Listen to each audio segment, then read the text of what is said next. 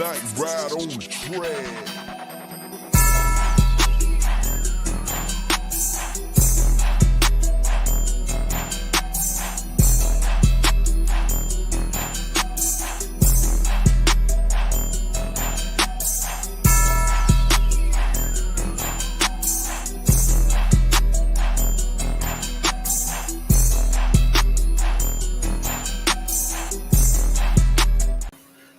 What's up? What's up? Good morning. However you want to call it. It's that Saturday morning. It's the third day of the month? Is it third? Yeah, third day of the month. Yep, third day of the month. Next week, y'all, those rookie report.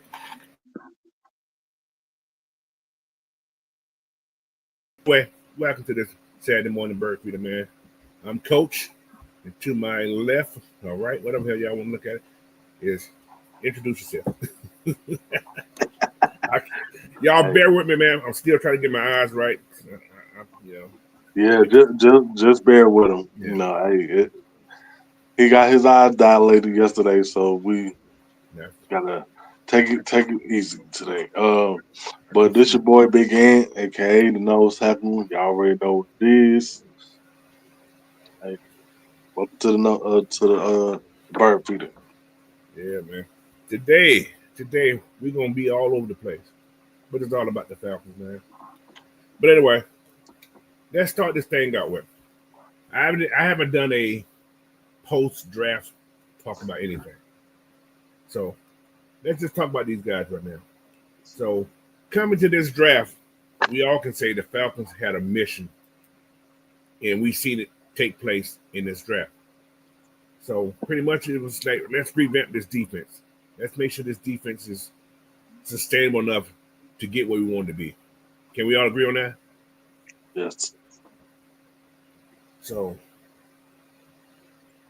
I gotta say hi to my people. Y'all, like I said, forgive me, man. What's going on, King Treyway? He's one of those boys, man.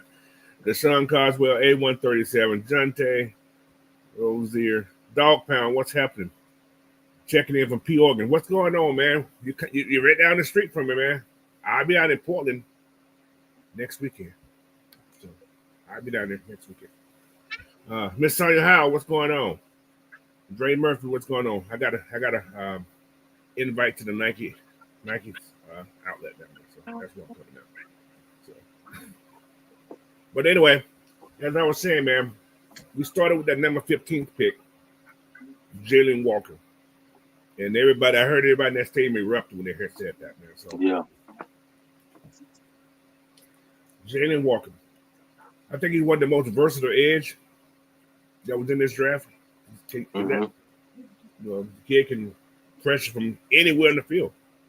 Yeah. And we talk about somebody who can spy a quarterback.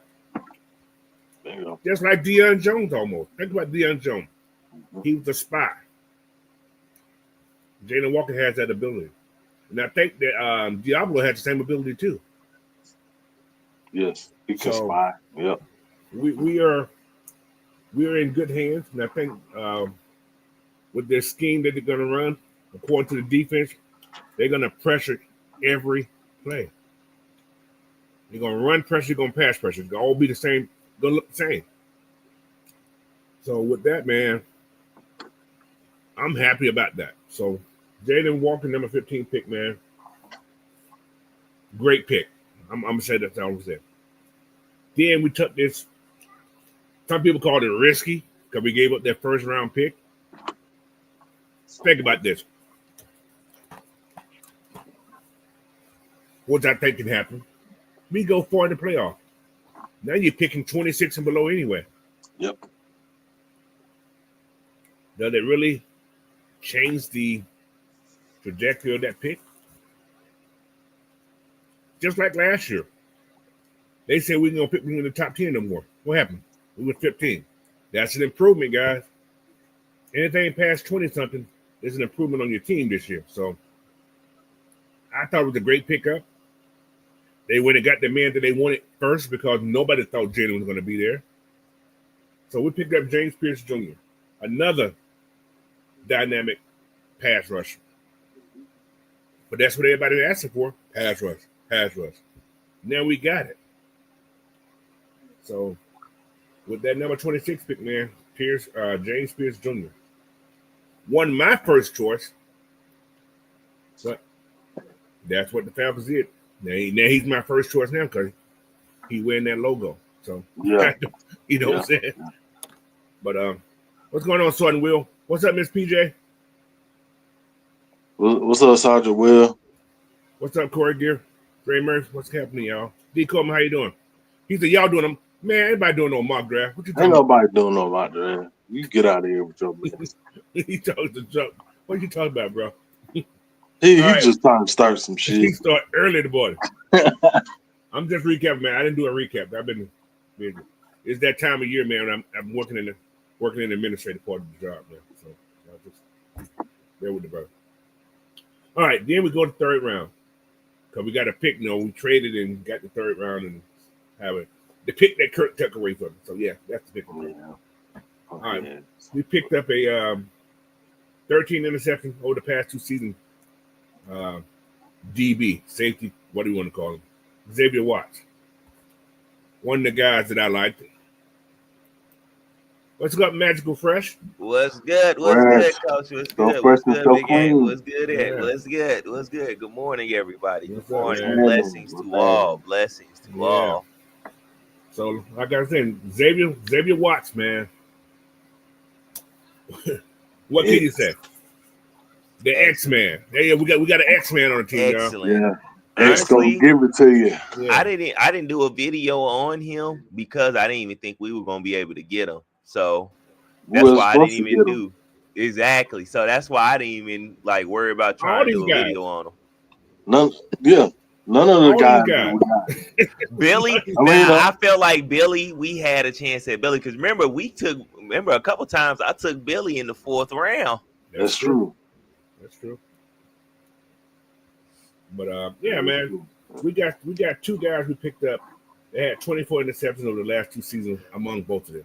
But also, I want to say we got 34 interceptions coming from college to the team. If you add that undrafted free agent Kobe Bryant, that's true. That's 34 interceptions. Yeah, these 3 guys are responsible for in the last 3 years of college. That's a lot. That's quite a bit of production coming to your team. That's a lot of production, man. Now, Cody Brown surprised me that he didn't get drafted. That me too. Me too. That shocked I would me. at least thought he would have been a late rounder. Yeah. At least. Exactly. I thought he was going to be at least 5, maybe 5, 6 round. Right. 7th round at least. I had him at a late second, maybe slipping to the 2nd, 3rd. But when he ran that 4.5, I was like, yeah, he probably going 4th or 5th. Because then people gonna put real stock in. People put stock into those 40s. Right. But yeah, which is weird, why. Especially for quarterbacks. Though. It doesn't matter because game speed is much different than running. Didn't Richard Sherman run like a 4.5? Yes. And he had how many interceptions? And he's a Super Bowl champion. Because he's smart as hell. But come on, man. People forget about that. He did go to Stanford. He was a Stafford. Yeah. And he was a receiver at first too. Yeah, that's true. Yeah. But what's going on, King Richard J? What's up, Raphael, man? Welcome back.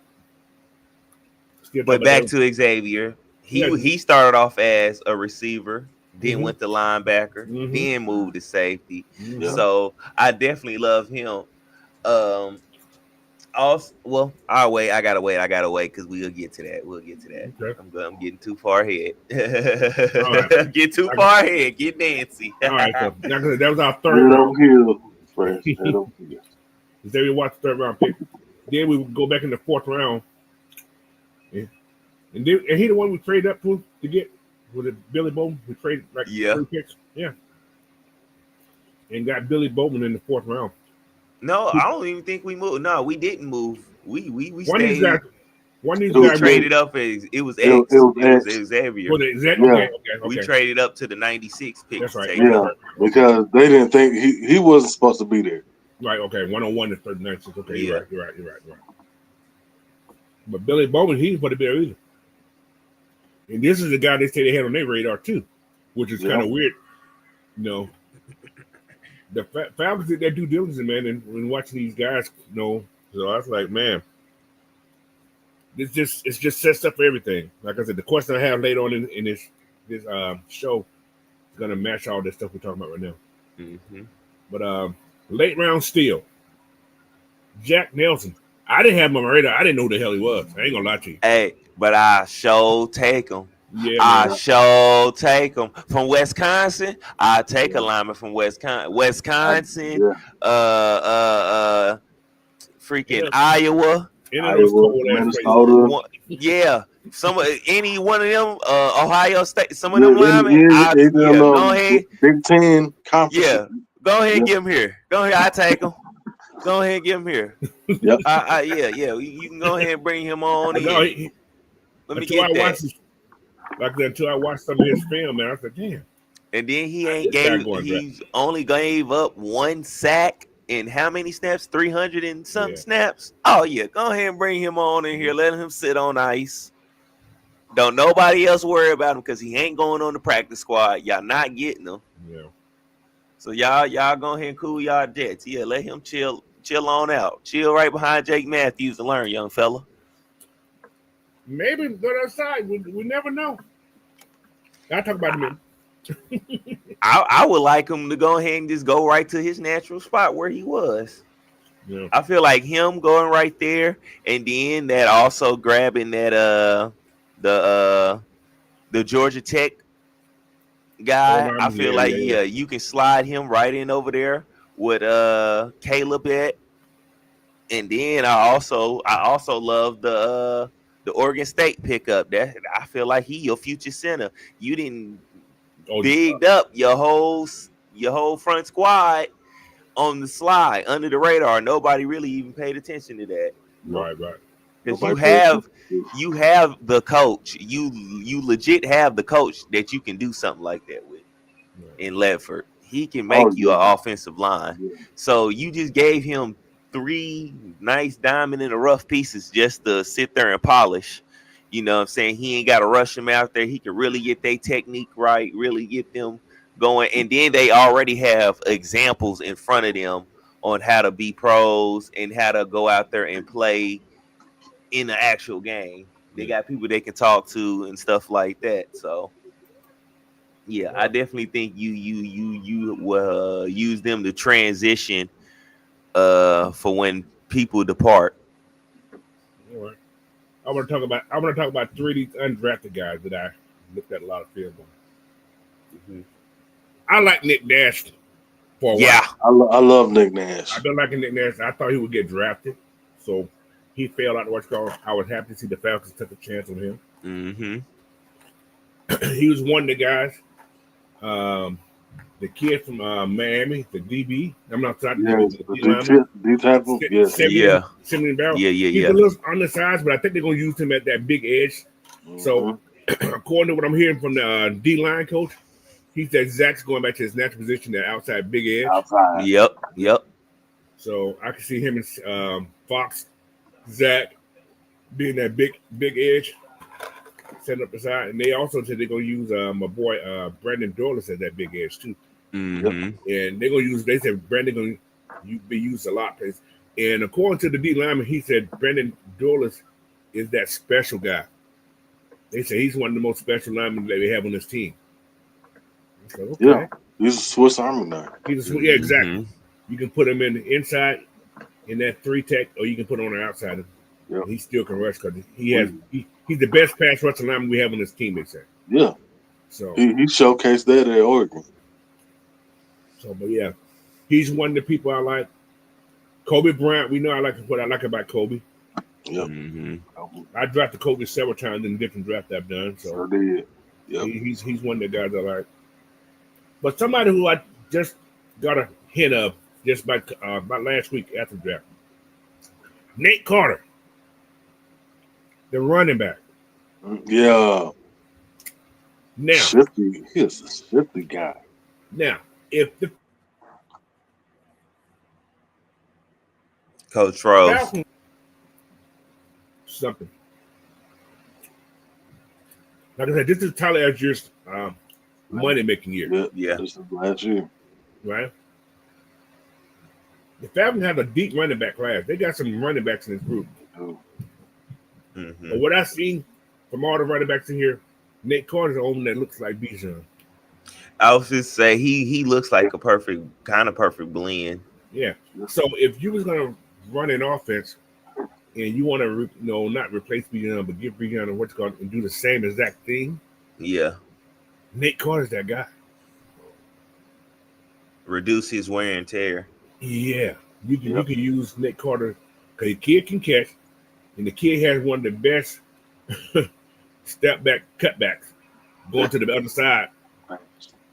Just he's not as shifty as Bijan. He ain't gonna give you that dead leg, but this kid he knows how to run to the backside real well. Pause that what I just said, but but I like him. So those are the four guys that I like. Everybody, the Josh Gray kid who played center and guard at Oregon, he's okay. It was that Jordan Williams. He came from Georgia Tech, right? Mm-hmm. That's the tackle I was talking about. Yeah, he's the tackle. Yeah. So, but yeah, man, it's a lot. It's a lot to take in. The tight end from South Carolina is a nice little addition too. Yeah, that's what Miss PJ was talking about. Oh, yeah.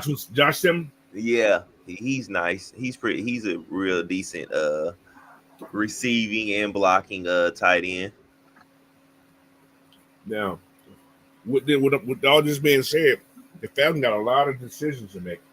They got to make the right decision, man, because you don't want to let the wrong person go and they go to another team and just mess up everything. You know what I'm saying? I ain't gonna lie, I kind of got in my head who I would let go and replace with who.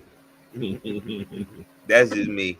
Yeah, I have something like that, but this is gonna be hard. Like I said, the wide receiver core. How hard is it gonna be for Nick Nash to make this team? Because you got Darnell Drake, Ray still gonna be one of your top guys for what he did last year. You got Blair, you got Hodges. Hodges is gonna make this team. Yeah, he's got to make it. He's one of the 3 or 4 for sure. Chris Blair, you got Washington, you got Philip Dorsett, you got Drummond. Adams gonna make the team because of his special team ability. You still got David Steele, you got Jesse Matthews, Nick Nash, Quincy Skinner, who's an undrafted guy, and Mekhi Pope. So go ahead. I think he'll beat out a lot of those guys, honestly. Some of them guys you probably gonna try you can probably hide on the practice squad and just use them mainly for special teams. Right. I got that. So like you said, Jack Nelson will make this team. And Brandon Parker probably won't make it.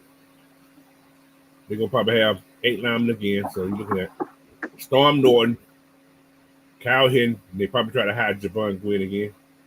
And Elijah Woods. It's a lot of linemen, man. Falcons are stocked for depth. Mm-hmm. They're stocked for depth. But I did have a question. What if this young kid come in here and show out that Jack Nelson at right guard, just to say right guard, just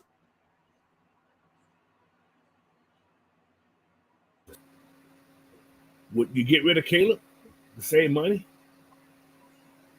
You can.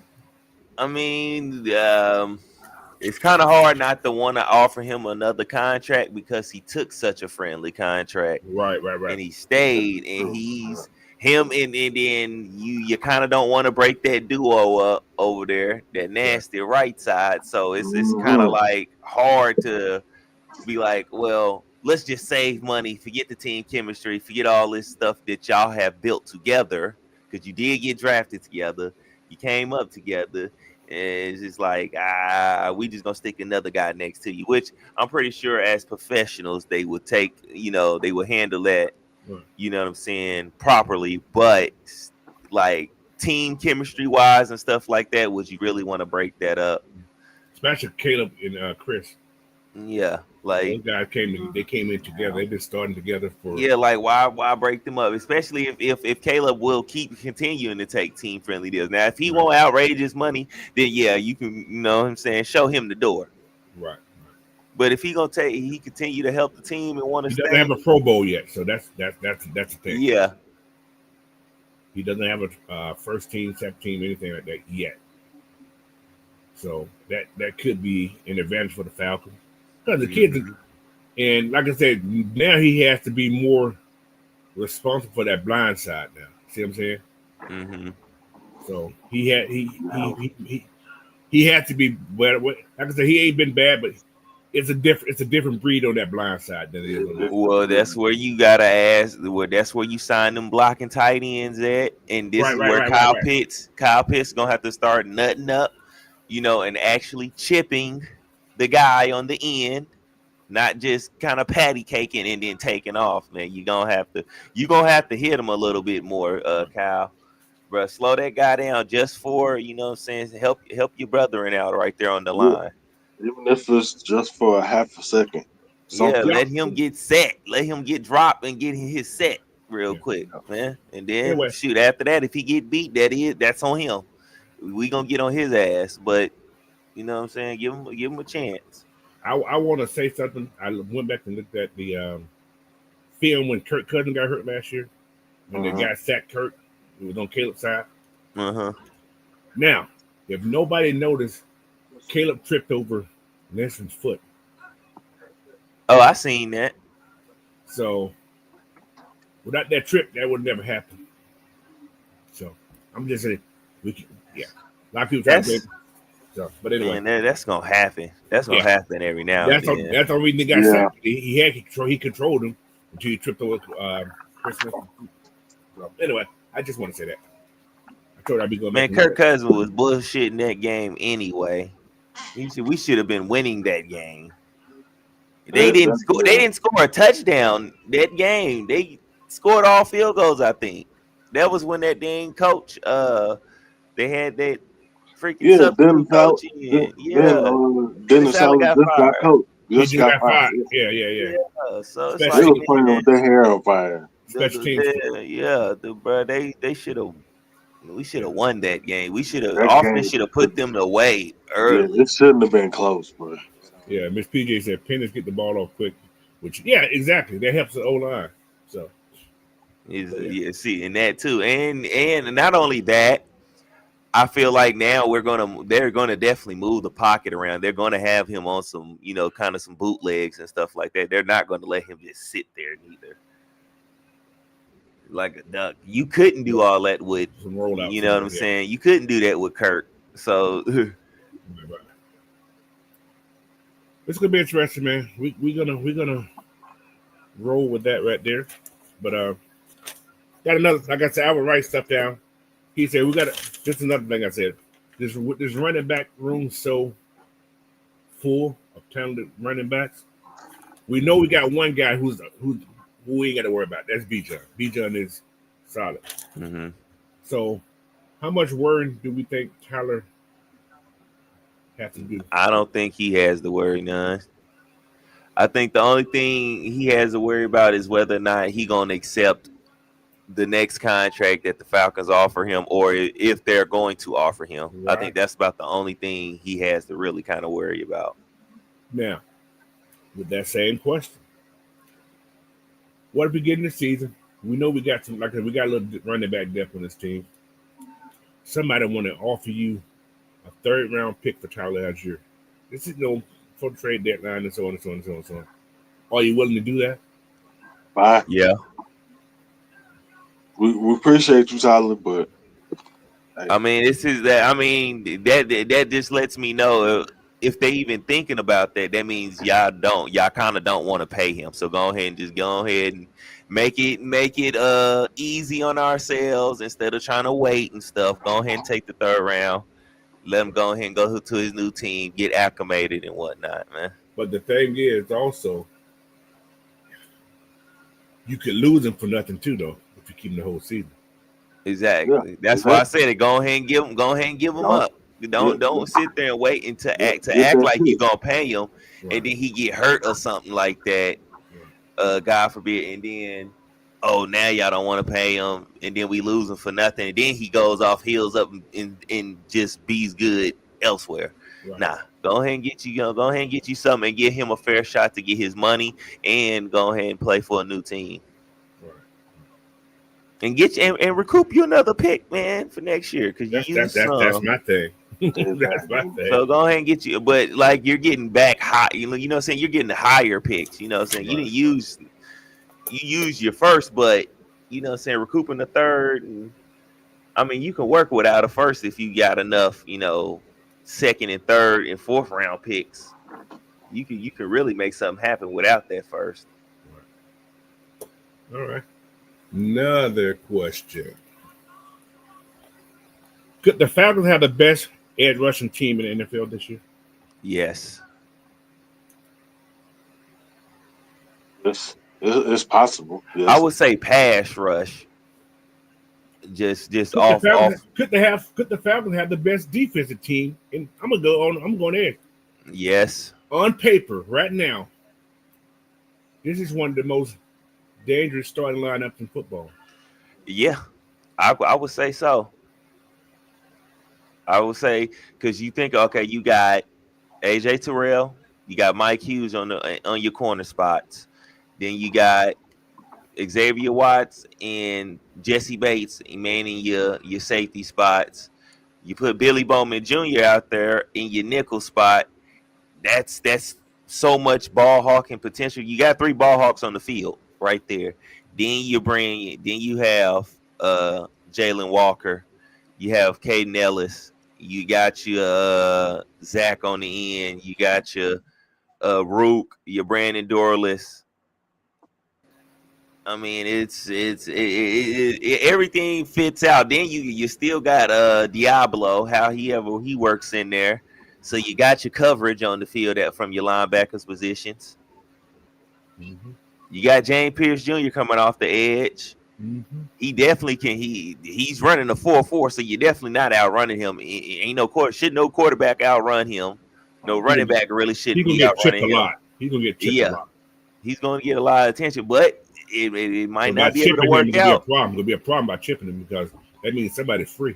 Exactly. So who you gonna let terrorize you? You got Caden Ellis coming in and all up and down the line. He can rush from anywhere. Mm-hmm. Then you got Jalen Walker, the newbie, fresh blood. He looking to make a name for himself to make sure that pick was worth it. What about He's coming off and then you got the savvy veteran Leonard Floyd coming off. You got a lot to worry about. You're going to have to game plan, but it is still up to the coaches to make sure the rotation is right. That we are in the right defense, right scheme, play call at the right time. You know what I'm saying? Question. Another PR. What's going on? He said, "Who's better, Bijan or Gentry?"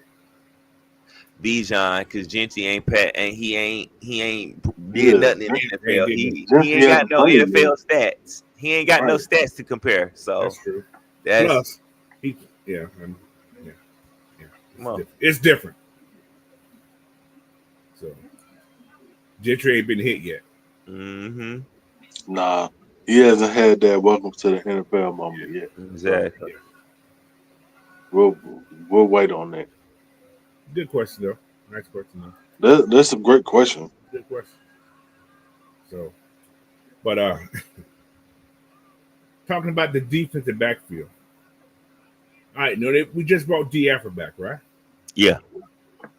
Now, according to all the depth charts I've seen at the nickel spot, they got Billy Bowman Jr. and Kobe Bryant. I'm good with that. Hold on. Is D. Afro still in this team? Nope. He's one of the ones I'm cutting. I ain't even gonna lie to you. And here's why. Not because I'm not saying that because of that Minnesota game or anything like that. I'm saying it's strictly off of the production of what he has done. You can probably get that same production out of those 2 players that you just brought in for even cheaper. They are even on cheaper deals than what he's on. And how many interceptions he has? 1. How many sacks he got? What? Maybe 2. They can both of them can get a sack apiece, an interception apiece, and they have down there double his value already. Right. That's why I'm asking the question. Tackle. I mean, those guys are good at tackling. Those guys, and they're a little bit bigger, more. You know what I'm saying? Well, they're more stickier. The effort is taller than Billy Bowman. Kobe's the taller one out of all Kobe's three. the taller all of them. Kobe's thin though. Yeah, Kobe's the thinner one though. Kobe got to eat. I think he'll put a little weight on it. He'll be all right. He's only at 180 right now. He needs to put about 10 more on. That's not that. I mean, for a nickel, it's not really that small. He can't be going. It ain't that much. It's enough though. Because if you think about it, when you play close to the line, if you got great instincts and stuff, you shoot in there before anybody can take off and get momentum. That size might not matter like that. Now, if you let somebody get some momentum on you, that's a little different. You got a Henry coming at you or something, you that size. Yeah, you gotta make a business decision. Yeah, you gotta think about life after football. So that's different. But that's why I say I'm replacing Alfred.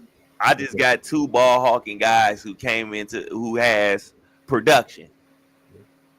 That show they get the hands on the ball. I want to see what these guys do. That's a lot of second on both of the 23 last year. All right, Natron Brooks, do he stay? Nope. Okay. I'll let Kobe take. That's who Kobe's spot. I'll let him take his spot. What about Mike Ford? I would want to keep him. I would want to keep him because he's special teams. That's a special teams ace, along with Cordoyle. I want to get. You got to give a little help to your special teams too. Yeah, that's true. I got that. I'm just calling out names that I see because of what we just brought in. Because those are two cornerbacks right there. But they got Billy. The Billy's was the safeties last year, but he can play the nickel also. I think he's probably I can't even talk. He probably be your best man-to-man cover guy out of that slot. Yeah, for sure. So that's why I say. I don't know. Yeah. But all these guys who gonna make this team will be special team guys. Kevin King may be cut. I can see that, man. I think he'll be like the last because he plays both the safety and the corner spot. Right. So he's a utility guy. But at the same thing, you can say about Kobe. Well, not Billy Bowman. Yeah. So it's gonna be interesting, man. This cuts on these teams. One more person. Go ahead. King also gives you experience too. That's true too. Yeah. Does D'Angelo Malone survive this?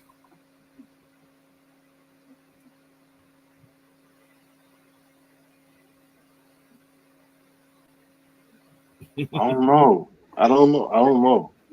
We got too many edges, man.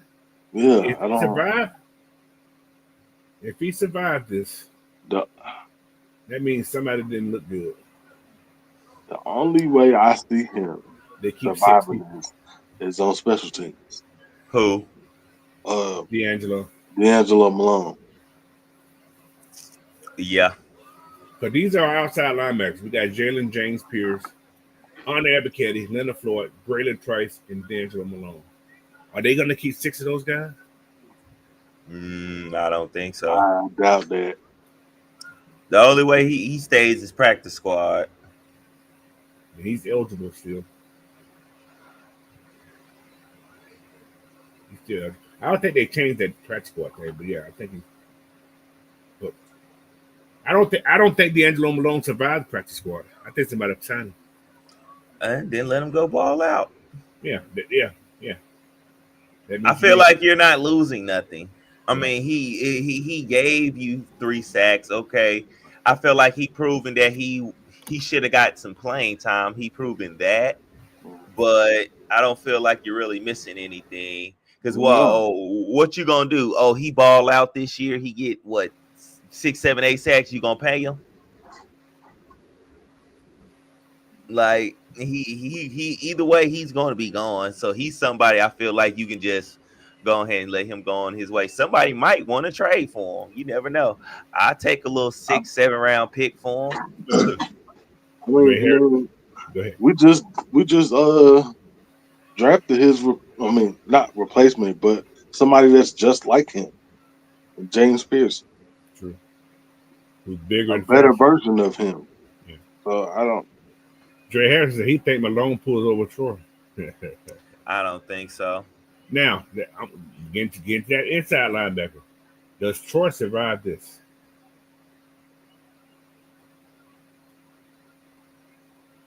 Stay healthy. We were talking about this before the show, Coach. Right. Does Troy start over Devon? Diablo? Yeah. Does he start over Devon? Is it going to be Caden and Diablo, or is it going to be Caden and Troy? I don't know about that. I would put Caden and Diablo, but the only reason I would maybe put Troy out there is because he's been here already. Right. But this is a different defense. Defense is a different coordinator. Yeah. So I will kind of put Diablo because Diablo can cover and he's durable. Right. Caden, shoot, we don't even know if Caden Allen's gonna make it through training camp or something like that, man. That's how like unsure you have to be with him. So for that point, I would put Diablo out there. I would put a little bit more on him with Caden out there. What's up, Isaac Crime? How you doing, man? But this is another thing here also. If you listen to these guys talk, man, they were talking about this earlier. They never mention Troy. They don't talk about him at all. Nope. It's always Diablo and Ellis. Yep. Another person, I forgot who they I forgot who they asked about because I was watching the interviews for the defensive coaches and they asked about some player and the dude like kind of hesitated. Oh, DeMarco Hams. I think DeMarco Hams is gone. Yes. He ain't healthy still. He's still hurt, man. See, yeah. I think he's gone because they asked about him and he was like, DeMarco, it seemed like he had to think about it. Like, yeah, who is he? Who? Yeah, I was like, that let me know. Okay, yeah, DeMarco's gone. Because you sat there and literally probably just made that answer up right there, what you just said about him. Because you hesitated and you had to think about it for a second. Yeah, caught you in the act, buddy. He's gone. Right. I kind of had that. Said who that was they talking about? He's getting better. He's getting better. It's been a year. The injury is healed yet? Exactly. Like y'all didn't put him on injured reserve. Nothing. So like, what's going on with that? That's why, and that's kind of the reason why I've been counting him out because I'm like, bro, I'm not putting him out there. I don't even know what happened with that injury really like that. For y'all to keep him out down there the entire year, not put him on injured reserve or anything. He was on injured reserve. He was. Oh. It didn't seem like it. I was like, dang, what's going on? Well, basically, he just sat out the whole year. Like, yeah, I might as well. So, yeah, it's just like, he's one of the guys that I say he could get cut unless he comes to have a great preseason or something like camp or something like that. Yeah, and this, like I said, this is going to be a very great preseason camp. Mini camp, what do you want to call it? Yeah, because it's definitely a lot of competition. Yeah, a lot of competition. But the thing about this competition, I just hope these guys get all these guys an opportunity to do something. You know what I'm saying? Not just have your favors and so on. So give all these guys opportunities, man. Let it be a real, training camp. Best man win per se. So. See, that's the fun. I hate you guys seen a little bit part of Hella. He's a good tackler. You seen what 3 games of Hella pretty much the year when he played. Yeah. He had a couple hits. Yeah. Yeah, he knows how to lay the boom, but you know, it is what it is, man. But that's my talk, you know, about this defense. All right. I ain't worried about the boom if we taking the ball away. Thank you. That's why I said it like that, Rich. The boom is okay when somebody is always making catches over the middle and it's like he just freely dancing and like he just out there playing around in the middle of the field. Okay, yeah, you need somebody like that. But if you got ball hawks out there and they taking that ball away, that ball, hey man, that's a different story. The game done changed first. Like, yeah, that was in the 2000s and the 90s of football. But now you need people to take the ball away. That makes the quarterback hesitate and stuff to throw that ball out there, man. Yeah. And then quarterbacks that sets up receivers to get hit by anybody. Then right. So, but yeah, what's going on, Big Wheel? What's happening? Yeah, Coach, you forget to drop that link, man. I didn't even know you were live, man. Man, that link is the thing. You just didn't see it. You better open your eyes and look in there. I looked at all three of our chats. I ain't see it. Until Ant just dropped it. Oh, maybe I did. Oh, I didn't hit go. It's in there. I just didn't hit go. My bad. Yeah, man, you know what I'm saying? I can't see it unless you hit go, Coach. I can't see it.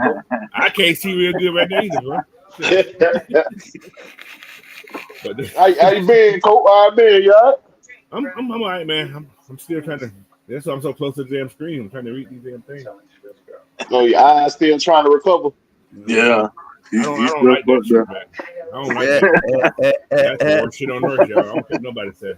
You got to get you some black seed oil, sea moss, Coach. What are you gonna do? Put it in my eye. No. What you need to get you some stainless bee honey and put a couple drops in your eye. It gonna help your eyes, man. I can see it. Just the point.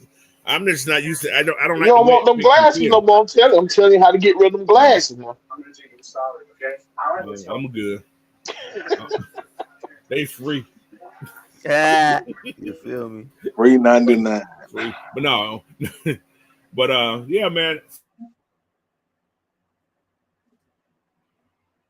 So like I said right here, man, we got a lot of possibilities. The lineup this team can use, man, especially on defense.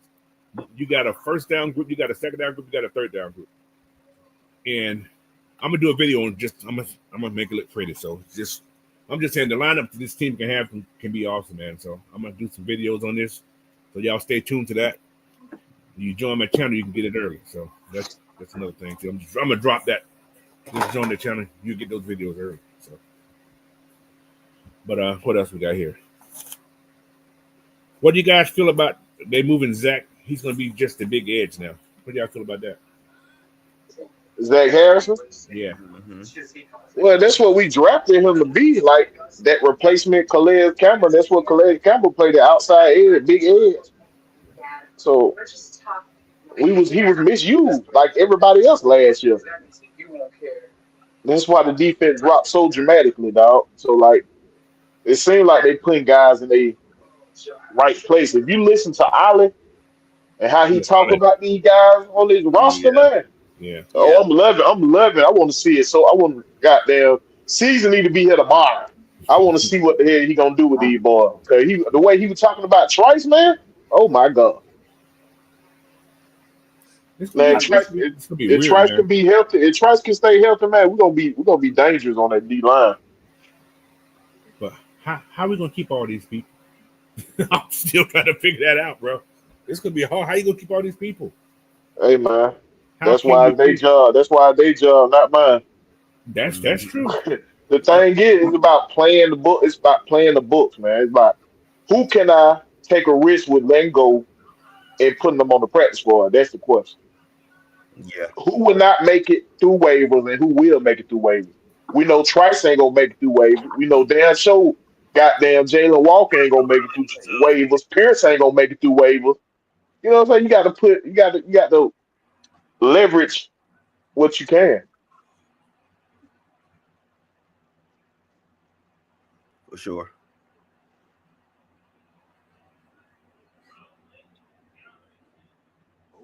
Hold on. Hello? Oh, there we go. Jerome said Kel London is up to 335. So he may be the nose tackle that we need. Yeah, he's gonna probably overtake Street because of his size. If, like I said, LaCal London, he didn't play he went to Chicago last year, but he came back to the Falcons late in the season. You know, like I said, he put on almost 30 pounds, man. I think you could take a risk with him going to the practice squad and just calling him up for the games you need that. You feel like you need that big nose tackle. London ain't making it through no waivers. I'm gonna tell you that. Yeah, I don't think he will either. He was playing good before they set him down on the injury reserve. He ain't making it through no waivers. I agree with you. Big Will. It's a lot. Listen, that's a lot of these guys they're gonna make it through waivers. I hate to say that. Y'all remember when these guys first came in here also, right? This is one of the things they said when they first came in. He said, we're gonna make these players, if they don't stay with us, they go into another team. Mm-hmm. That is something that he did say when he first came in this question. So we got a lot of guys, if they get cut, they will get picked up. A whole bunch of them. Well, man, keep the best and let the rest go. That's all you can do. This is gonna be. I know this. But as a good coach say, Coach, this is a great problem to have. Exactly. As a good coach would say, this is a great problem to have. I love to have this problem. I want somebody else to get a good player because I had no room on my team for him. You know, when you hear a lot of good coaches, they say, I'm trying to get you a job in the NFL. It might not be here, but I want you to be on somebody else's team. You know what I'm saying? They always say that. A good coach will say that. You know what I'm saying? But you want to get who's best for your roster. Whoever wins that job, that's who you want to get.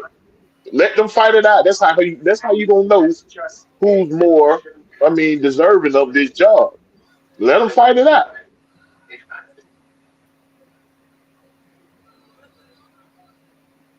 Question. Next week, rookie minicamp starts, right? Mm-hmm. Does Jalen come in with number 11? Does he take Emory Jones' number? Yep. Think so? Got to pay for it. Man, hey, bro. Unless Emory gives it up. You can get cut.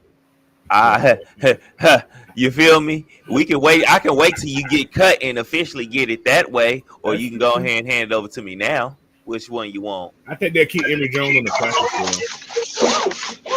Blackberry home team. No team, just the K, baby.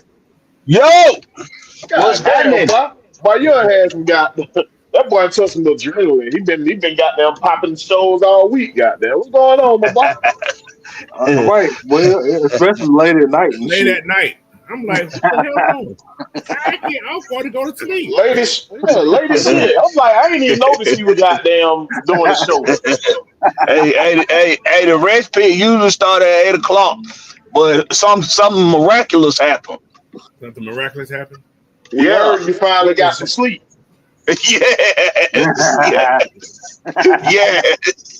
It was wonderful. It was wonderful. It was wonderful. South says that you on some steroids. Hey, I am back in that gym though. Wait till y'all see me next time. I'm gonna be cut up. Like rock. I hope he don't make no. He ain't taking no steroid. My boy ain't taking no steroid, man. If I want, I don't think the wife will be happy with that. Hey, but make no mistake about it. If I was doing steroid, I have no problem with letting you know that I'm on steroid. I have no issue at all letting you know that. I don't care. I don't play a professional sport. I can take whatever the fuck I want to take. The wife gonna let you know, like, hey man, what's going on?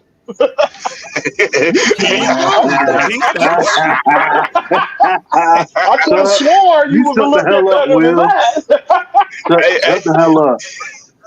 Hey, what that dude said in that movie, The Breaks, what the black guy said in The Breaks, he said, they got Viagra now. Yeah, I'm gonna make you fall. But hey, that ain't it though. Have you seen like a lot of these folks that take steroids when they get older, they body just diminish? It's just like Yeah, they look weird. You know, yeah. Look at John Cena right now. That man look like he's sick, boy. Yeah, now look at Lex Luger. Yeah. Didn't he just pass? No, he didn't pass. Arnold Schwarzenegger to go from being so swollen. Look at that man look like a shrunk up palm or some shit. Arnold's still cut though. Now he got coach. Yeah. That man is got though. You never seen like them old folk how they got on elastic skin look? Yeah, that's what he got going on. Arnold, but that just got here an old white man. No, man. He was more natural. Arnold was more natural than anything. Yeah, I seen the 80-year-old got on old man up in got on Crunch Gym. That motherfucker was cut. He ain't have no elastic skin. He ain't have no elastic skin. Oh, that's look, coach. Look, coach. He actually was a white dude, coach. No, he actually was a white dude, coach. Was he black? He was a white dude. He might be mixed with something. He might be Italian. Dude. He may be mixed with them. That what told me I ain't have no excuse why I won't go to the gym. Cause he had an 80-year-old in here working out like that. I'm like, why the hell I ain't in the gym like that? He taking black seed off. There it is, black seed on Simo. Anyway, man, let's get back to what we're talking about here. All right. Will the Falcons miss that 2026 first round pick? Will they miss No. Hell no. Okay. We got a lot of no's. Damn. What's the question? I just heard hell no. No. Hell no. What's the question? Scenario. What okay. I understand we picked up 2 first round picks, which is perfect because you never know what the hell is gonna be coming out next year. That's true. Now, I feel great about this season. I actually feel real good about this season. More than I did last year. I thought last year would be better too, but this year I feel better because we have addressed a lot of things, especially on the defensive side. Yep. But anything can happen. Anything can happen. So, what could happen to make us miss that pick?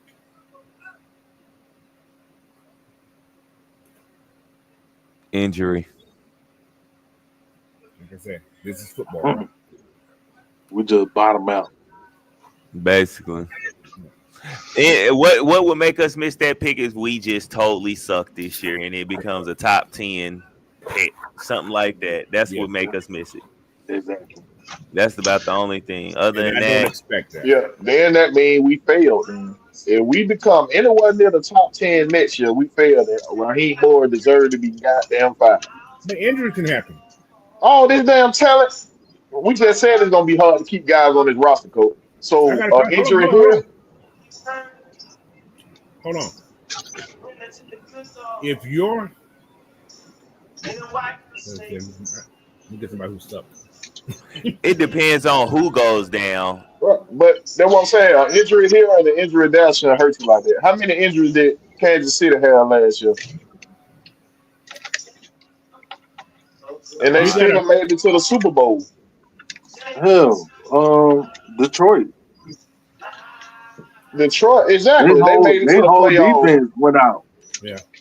And they still made it to the championship game. We shouldn't use injury as a prone. You know what I'm saying? Like a lot. That's what you build your team for. That a player can step in. They might not have the same talent as the player that fell out, but it shouldn't fall off. What they're saying, coach, you only as good as the last man on your roster. I do got a question for you though. On that same point, Ryan News was a center, right? Yeah. How far distance Gwen in Ryan News? Don't know because I don't know. Gwen still was learning. I say don't give Loser the job. Make him fight for it this year.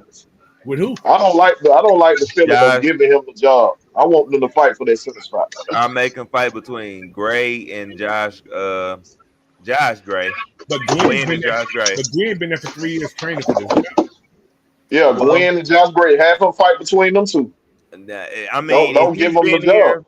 if he's been here for that long, that means he ain't fighting hard enough. Yeah. He ain't took it over. Nope. Well, because you had Chris, you had that kid last year. That's why.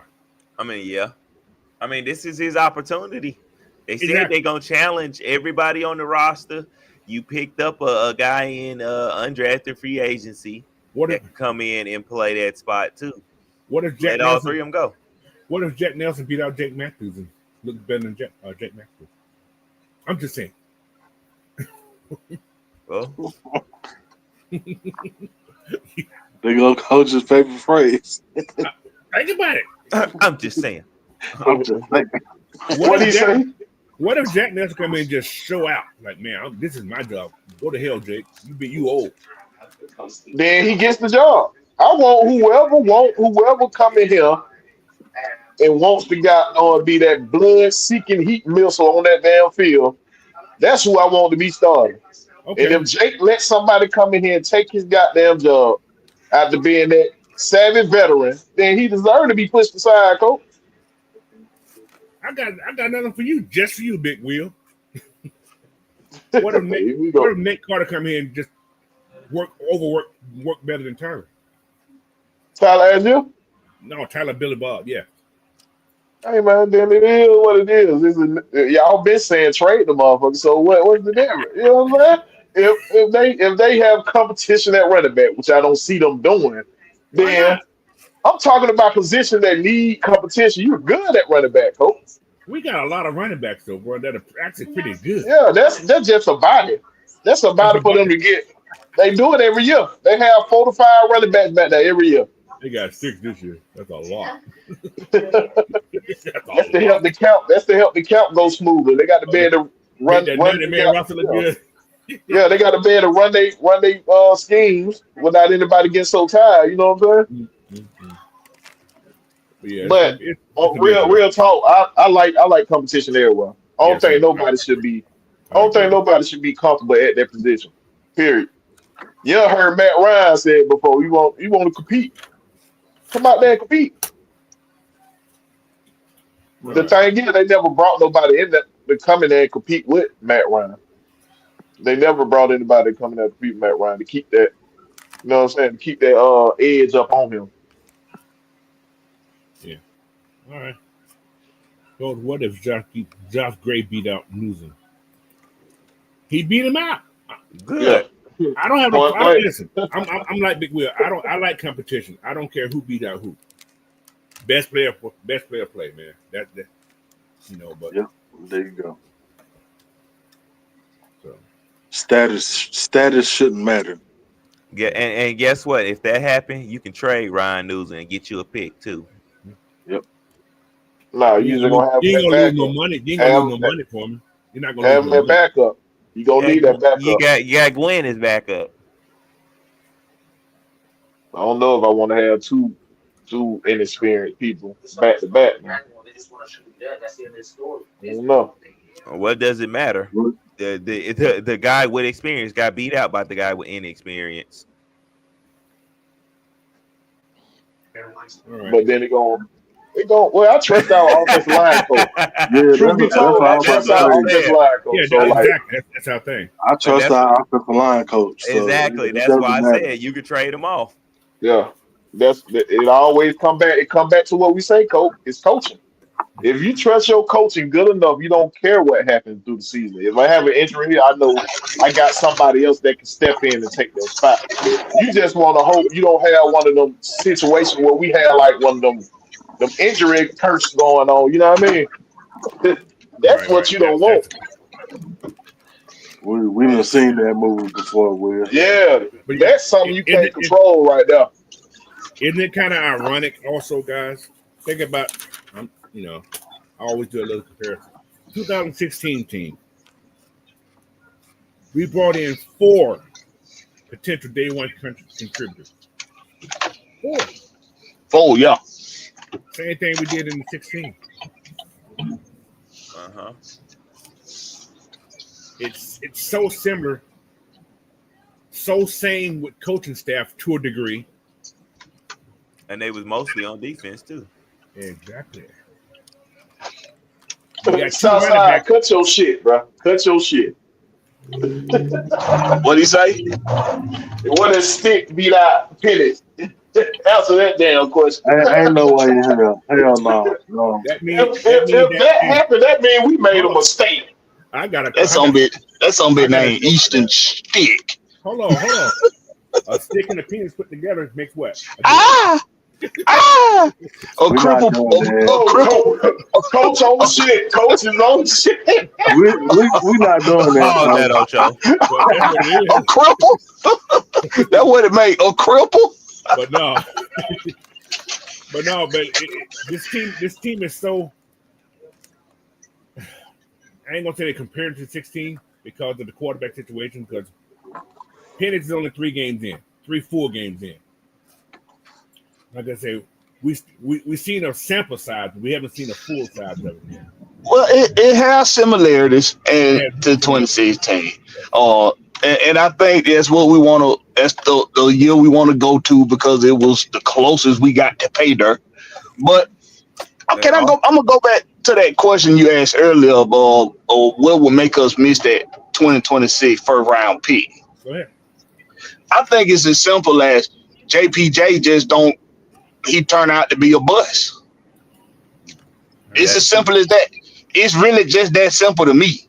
Because that's really what your 2026 first round pick is JPJ. So if he turned out to be unproductive, gotcha. Then it is what it is. Now, as far as injury go, that's just part of the game. Yeah, so I wouldn't hold that as like, see, they shouldn't have traded that 2026 pick because he ended up getting hurt anyway. But the 2026 first round pick could get hurt. So that's not neither nor there. So I think it's as simple as that. And I think that it still matters, right? Yeah, exactly, yo. Just don't do that. Yeah, I think we get caught up so much on prospects of a pick instead of knowing, not saying that these picks are unknown.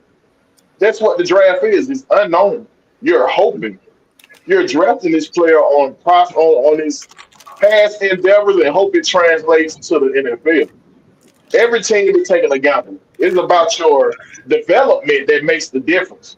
That's what made Bill Belichick's team so good. He was able to take somebody that nobody else thought was going to be good and turn him into a superstar. He does it all the time. It's about your development. All these picks are unknown. So I wouldn't say it to that extent. It is unknown, Blackberry. How many times we seen successful players?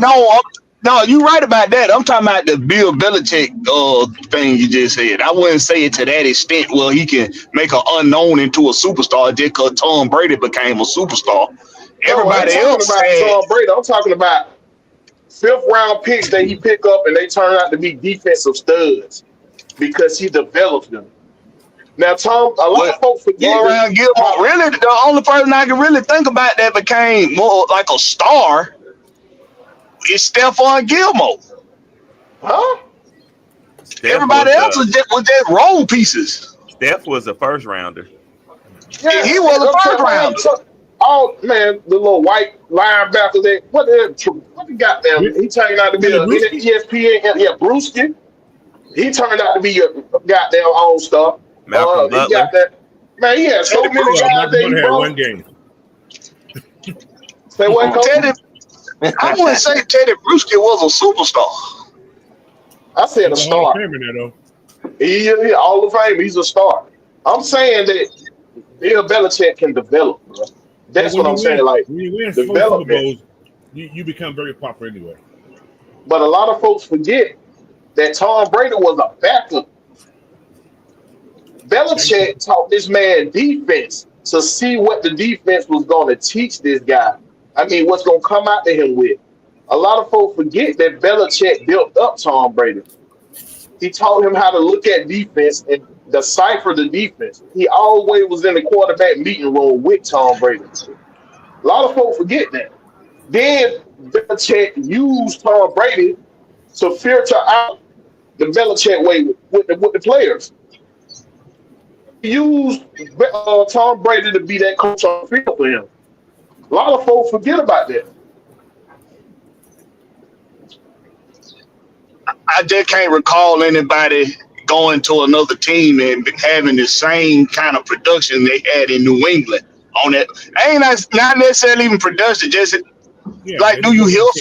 Yes. Yeah, do they go to another team? Julian Edelman.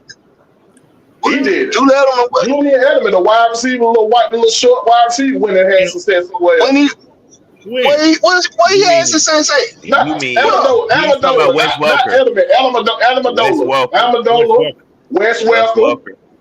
Yeah, they had players that left New England and went and still had success.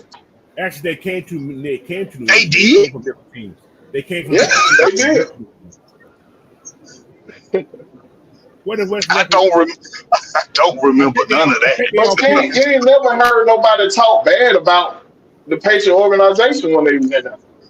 No, but when I think about somebody being developed well, they can go somewhere else and be just as impactful on that other team that they were on that team for that guy that developed them well. Like, it mean a lot too, though, Blackberry. Because how many players we seen leave Matt Ryan and not go be good nowhere else? Yeah, scheme Julio Jones, the much talent as Julio Jones had, he wasn't able to go be Julio Jones nowhere else. So scheme does fit a big part of it. Well, Julio, he was getting old, so I don't think that really. He was still in that prime when he was in Tennessee. He wasn't that old. Yeah, that ain't good example. Hell no. Okay, he wasn't in no prime in Tennessee. Harry Douglas what about Harry Douglas? Harry Douglas had a 1,000-yard season here, and he went elsewhere and became nothing. So it is all about the scheme. It's about the scheme, dog. I mean, it's about that money too. I mean, Tevin Coleman went to another Super Bowl. That money. Yeah. Tevin Coleman was riding the pie. Never supposed to left here. That's the point. He never supposed to left, but that was fucked up. Tevin Coleman was only played good because of Shanahan. And he followed Shanahan. Exactly. He followed Shanahan in San Francisco. So it wasn't like he was missing a beat. He knew what to do over there. But if he would have went to the other team, but he was riding the pine over there too. But he was riding the pine. He didn't ride the pine when he went over there, bro. He started when he went over there. When he first went, then he got hurt. Then they got another running back that took his position. See, Taylor Gable came here. He came from Chicago when he first came here. He was just average. He was just a gimmick guy. Here, he still was a gimmick guy, but he played well. So I understand what both of you guys are saying, but it's still about the person, man. It's all about development as a player. It's about the person. Yeah, as a player, you got to want to be that way for your whole career. Just imagine, for instance, what's that thing? I can't think of a person. Look at Baker Mayfield, for instance. He only had 4 or 5 years in the league, went to 3 different teams before he settled down in Tampa Bay. And you know what? That coach unlocked him, coach. It's about scheme. It's about that scheme, man. But that ain't about developing, though. Nah, that ain't about the scheme, man. When it comes, Baker Mayfield was not about the scheme. Baker Mayfield was about him being around a coach that's gonna finally give him the insight on how to calm the fuck down and focus more on being a quarterback and a player and not a goddamn showman. Ain't that a part of That's what it was for him. That's a part of development. That's development. That ain't scheme. That ain't scheme. That is development, but that ain't scheme. That's that Heisman Trophy stuff. They got to do all those commercials for because they won that Heisman Trophy. So now they go back to answer that question that coach asked. It still goes back to development, coach. If you come out to the wrong team, they don't develop you properly. It might take you a couple chances to get to that team that develop you and unlock what you really had all along. Or is it just it take that, like Desmond Ritter that have no development. Look where he at now. He got something yet? Look where he at now. He ain't have no development, coach. He got broken. He was broken here. Well, could he been broken before he got here too? We don't know. No, that man was a superstar in Cincinnati. I got a question for you. That's a great question. I'm glad you brought that up. I was going to ask this question the other day. Who had a better college career? Shador. You use that word superstar loosely, don't you, boy? Oh no, he was a superstar in Cincinnati. That's on stats for sure. So, he was a superstar down there. I got a question for you. The question I'm asking, What's up, Coach? Who had a better college career? Desmond Ritter or Shador Sanders? Oh, I'm gonna say Dan Marino, he played better competition. Shador ain't played no damn body. He did a lot of his great. He did 2 years at that doggone school down there at Jackson State, playing Division II schools. Okay. Then he came up here and they put Colorado in a division that was broke down. Both divisions they went to was broke down. All the good teams were taken out of the division. Well, they he played nobody. Well. They didn't win he played nobody. Well, that's when they had to play Oregon. They didn't do shit in Pac-12. They left.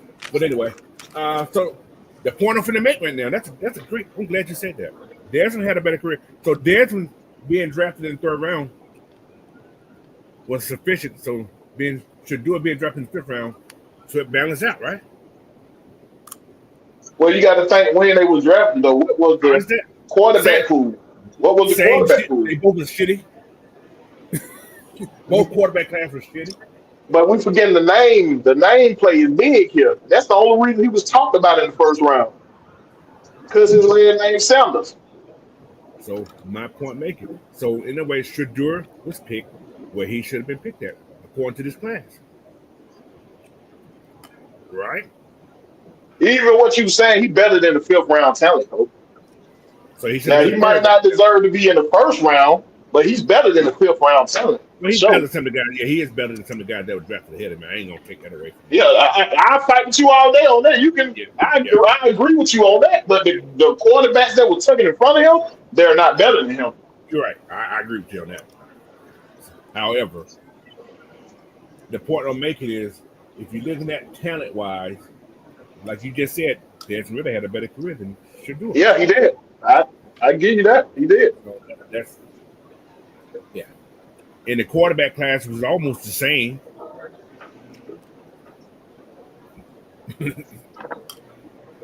Because Desmond the second quarterback taken that year. Yeah, Kenny Pickett was the first. Yeah. Desmond had a better college career, but Shador more of a superstar than he is. He only superstar by name. That's the only reason. If his last name was Bennett, he wouldn't be no superstar. If he didn't have that boy named Travis, he wouldn't be no superstar. This superstar. You know that word superstar is the whole reason why people is telling what's his name what's the corner Asante Samuel. It's the whole reason why folks telling Asante Samuel to stay in his damn lane and shut up.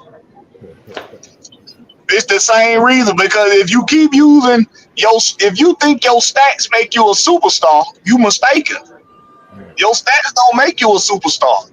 If that's the case, you'll have a lot of people with really good stats that'll be in the Hall of Fame right now, but they not in there. Yeah, like Matt Ryan. He can't be in well, yet. He don't qualify yet. He can't get in there yet. Okay, look. Terry Bradshaw didn't even have the stats, and they put his goddamn bum ass in the Hall of Fame. Exactly. Super Bowl. That's the only stat matter. That's the only stat that matter. So that shit. There's a lot of guys on that team that should be in there. So that shouldn't be the goddamn Hall of Fame, man. It should be the Super Bowl arena or some shit like that. It shouldn't be no Hall of Fame, motherfucker. Y'all ain't doing it. I'm glad we're on this subject. Is Michael Irvin a superstar? Yes. Michael Irvin was a beast. I ain't gonna lie. That little dope fiend motherfucker was a beast. He is a based on stats. Say what, Coach? He is a based on stats then. Nope. He in there for rings. The rings he got. That's what I'm saying. Rings he got. Is Troy Aikman a superstar? And impact on the game too. Michael Irvin changed the game when he was there. Yeah. So with Troy Aikman, they were scared to face Troy Aikman. He can So throw the ball. he can win game. He can get you to win now. He can get you to win now. But Troy Aikman in there because of the ring too. Exactly. Think about it. One of the best quarterbacks we ever known. Dan Marino ain't even got no ring. Exactly, but he had stats. But he had the stats. So that's why I make a case for Matt Ryan. Matt Ryan got the stats. He got Dan Marino. He got numbers better than Dan Marino. No, he ain't got the yardage. He close. He's top 10 in every category. Matt Ryan he's gonna go in the Hall of Fame. He might not go. It's arguable that he ain't gonna be first ballot, but he'll be in right. It might not be first ballot, but he gonna get in there. No, he's still on TV. He will be. Yeah, there you go, Coach. TV is a good way to build his popularity. Or coaching. Is Terrell Davis deserve to be in the Hall of Fame?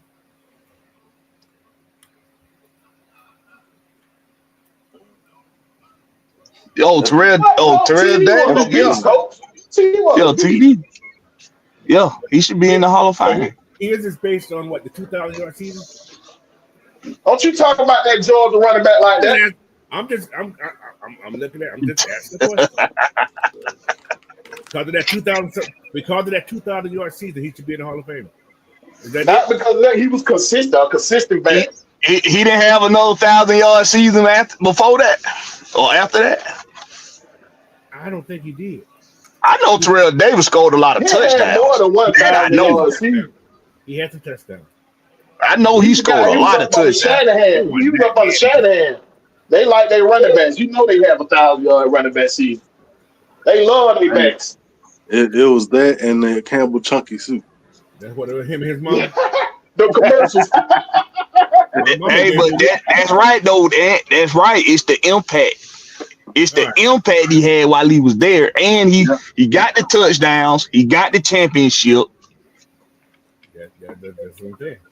Was he there for the first one or just the second one? He was there for the first one too, right? He got 2 Super Bowls. Yes, he got 2 Super Bowls. Yeah, he got 2. Yeah. Yeah, but he's a Hall of Famer. 3 All-Pros, 3 Pro Bowls. So I gotta look at something because I'm curious. You got to make the NFL money, man. If you superstar mean you make money, the team make money off of you, and the league make money off of you simultaneously. Your impact on the game and along with your ability and your accolades. Okay, that's what makes you a superstar. He played 7 years in the game, right? He played 7 years, only 7 years. All right, 95 when he first got his real opportunity, he had 1,117. Next year he had 1,538. Next year he had 1,750. Then that last year that he had a great year, he had 2,021 touchdowns. After that, 200, and the 700 season. So he had 4 impactful years. 4. Is that Hall of Fame? I'm just saying. Yeah, 4 is enough for me, in my opinion. 4 is enough because it was a short career anyway. It was very short, but then he went on TV and like I said, Chucky Noodle Soup. Yeah. 4 out of 7. Yeah, that's. If he was playing baseball, he'll be hitting the over 500. First ballot next year with 2 Super Bowls. So yeah. That little girl just got all her sauce with it. So he should be Hall of Fame next year. I'm just saying. Aiden Peterson should be first ballot Hall of Famer because his numbers kill these numbers besides Super Bowl. That's it. Look at Jesse. Jesse ain't in the Hall of Fame yet. Exactly. Yeah, I think Jesse's like 3rd in total tackles in NFL history. Yeah, it's a robbery with him. It's a robbery. We know why Blackberry. Why he ain't in there. We all know why. Yeah, I blame my And it ain't got nothing to do with what he did on the field. Nope. Well, the point I'm making is it's more who you know, how you know him, and what you're doing for him. And what you're doing for him. This is a great point here, D. Coleman. Sean Alexander numbers are much better than Terrell Davis numbers. Oh, facts. Jamal Lewis numbers are better than Terrell Davis numbers. Neither one of these guys. Well, you know why it's gonna take a while for Jamal Lewis to get in there. Yeah, that's true. But Sean Alexander. Oh, by the way, I just found this out the other day. Y'all know Sean Alexander? Know who his nephew is? Jair? No. Muros. Oh, really? Yeah, I found that the other day. I said, huh? Wow. That's why he just got signed. That's why he introduced him at the draft. Because of that. Oh, I didn't even know he introduced him. Yeah, see, I don't know they was going to take Milrose for some reason anyway, because Sean was there to do the pick. So, but yeah, I found that the other day. I said, wow, I did not know that. But yeah, anyway. It's just conversation, man. You know how we do it here. Hey, guys, what you guys got anything y'all want to talk about? No? Blackberry, Will? So many things, but nothing I want to pinpoint. All right. I'm going to open up to the people in the chat. You got a couple minutes? You want to say anything? I'm going to invite you on. See what you got to say. You got a question? We'll answer it. We're going to move on. Come on and say it with your chest. All right. So what's that kneecap? Here we go. Well, Miss PJ. Just don't ask Ant what he got in his cup. Okay. You're not going to lie down. I got a question for the panel. I ain't you, Blackberry. Shut up. Go ahead, Fresh. How do you guys feel about the divisions draft? They got question marks by hours. I don't know why, but they said the Panthers had the best draft. Did they really? I think the Panthers screwed up not taking Jalen. That's personal. However, I'm glad you did not take him. I'm happy that you did not.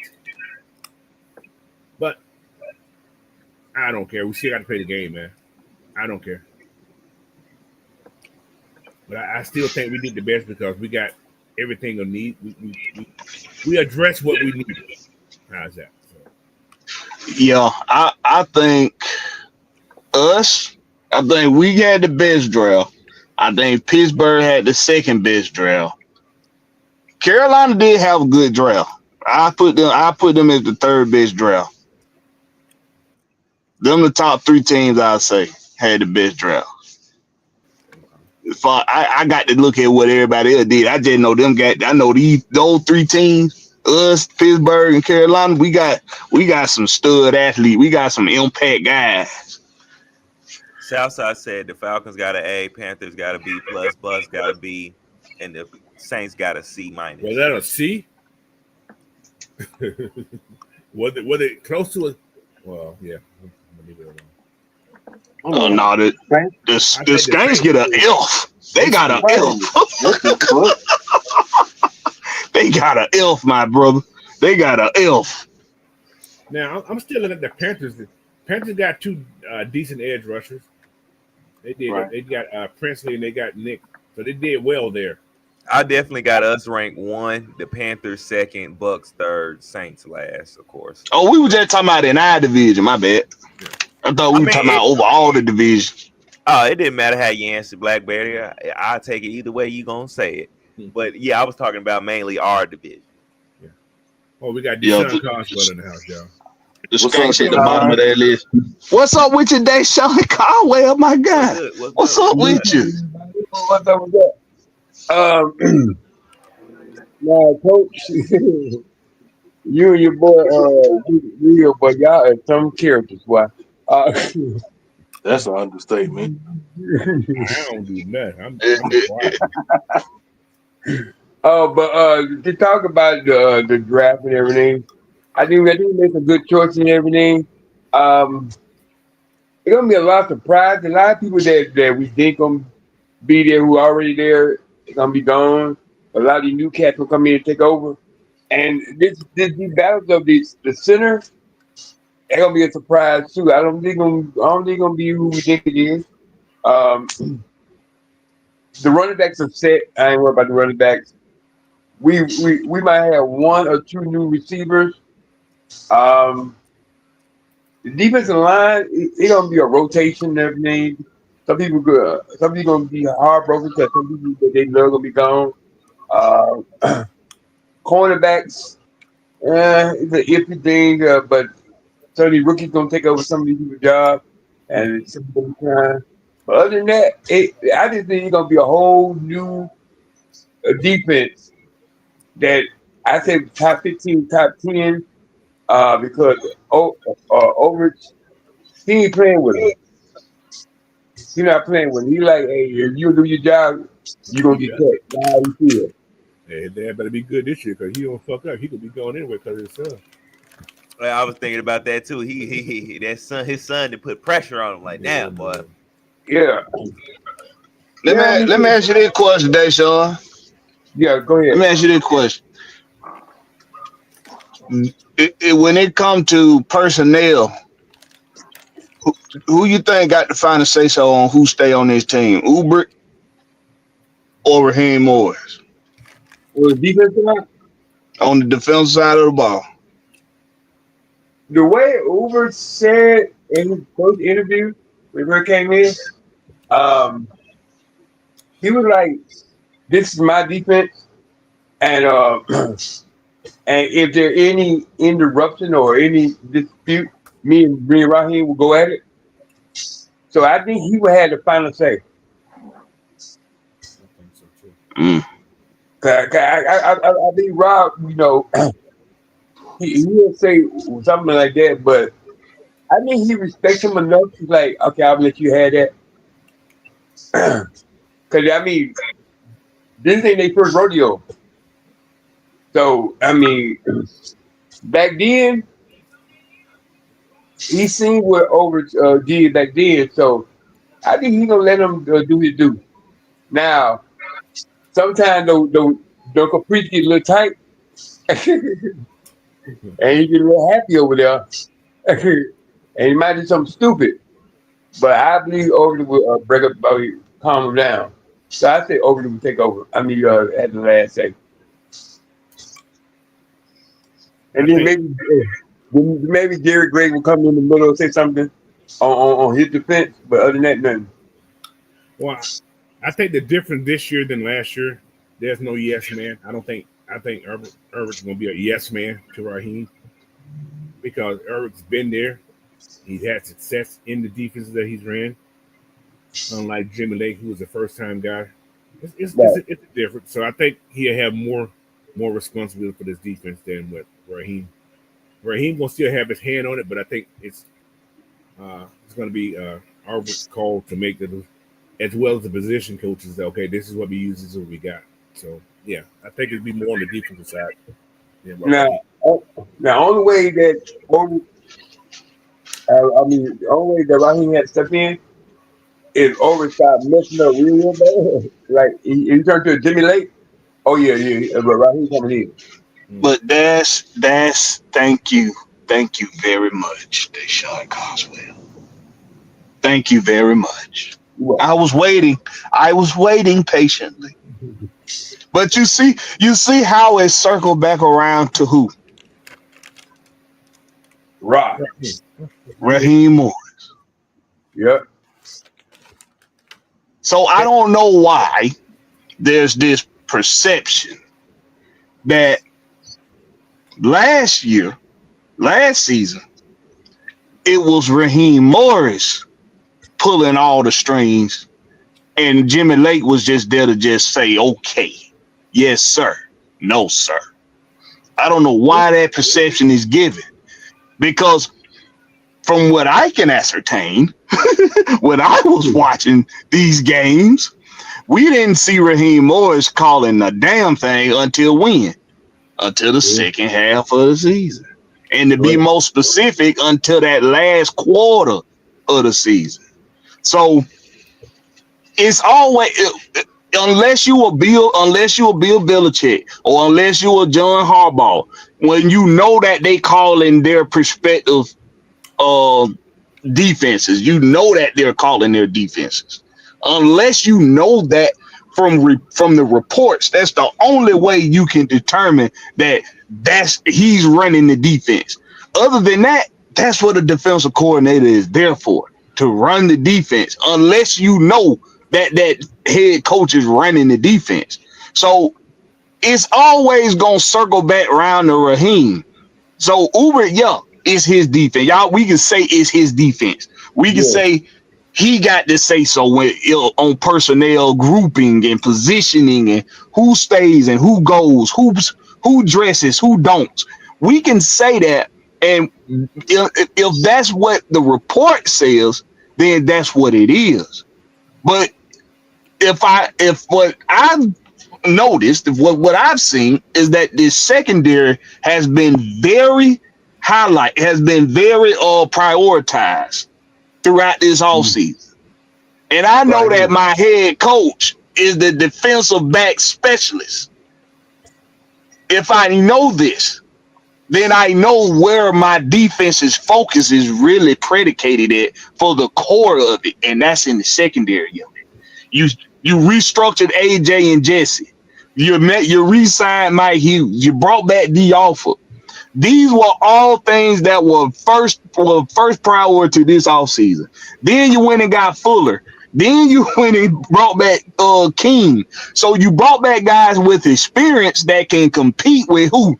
The young guys in training camp, to bring the best out of them. See who really made it that good shit in the secondary. Who gonna rise to the occasion? So hold on, Barry. Is that Mike coming? I think he's coming. I know. Keep going. I got Mike. I got Michael coming. Mike Tomlin. No, man, Mike. You thought he was in the chat? No. When we start talking about stuff like this, Mike always come in. He had to say he was hard. That was it. I believe Mike come in. Oh damn. No, he didn't make no Vincent. He didn't make no. But no, that's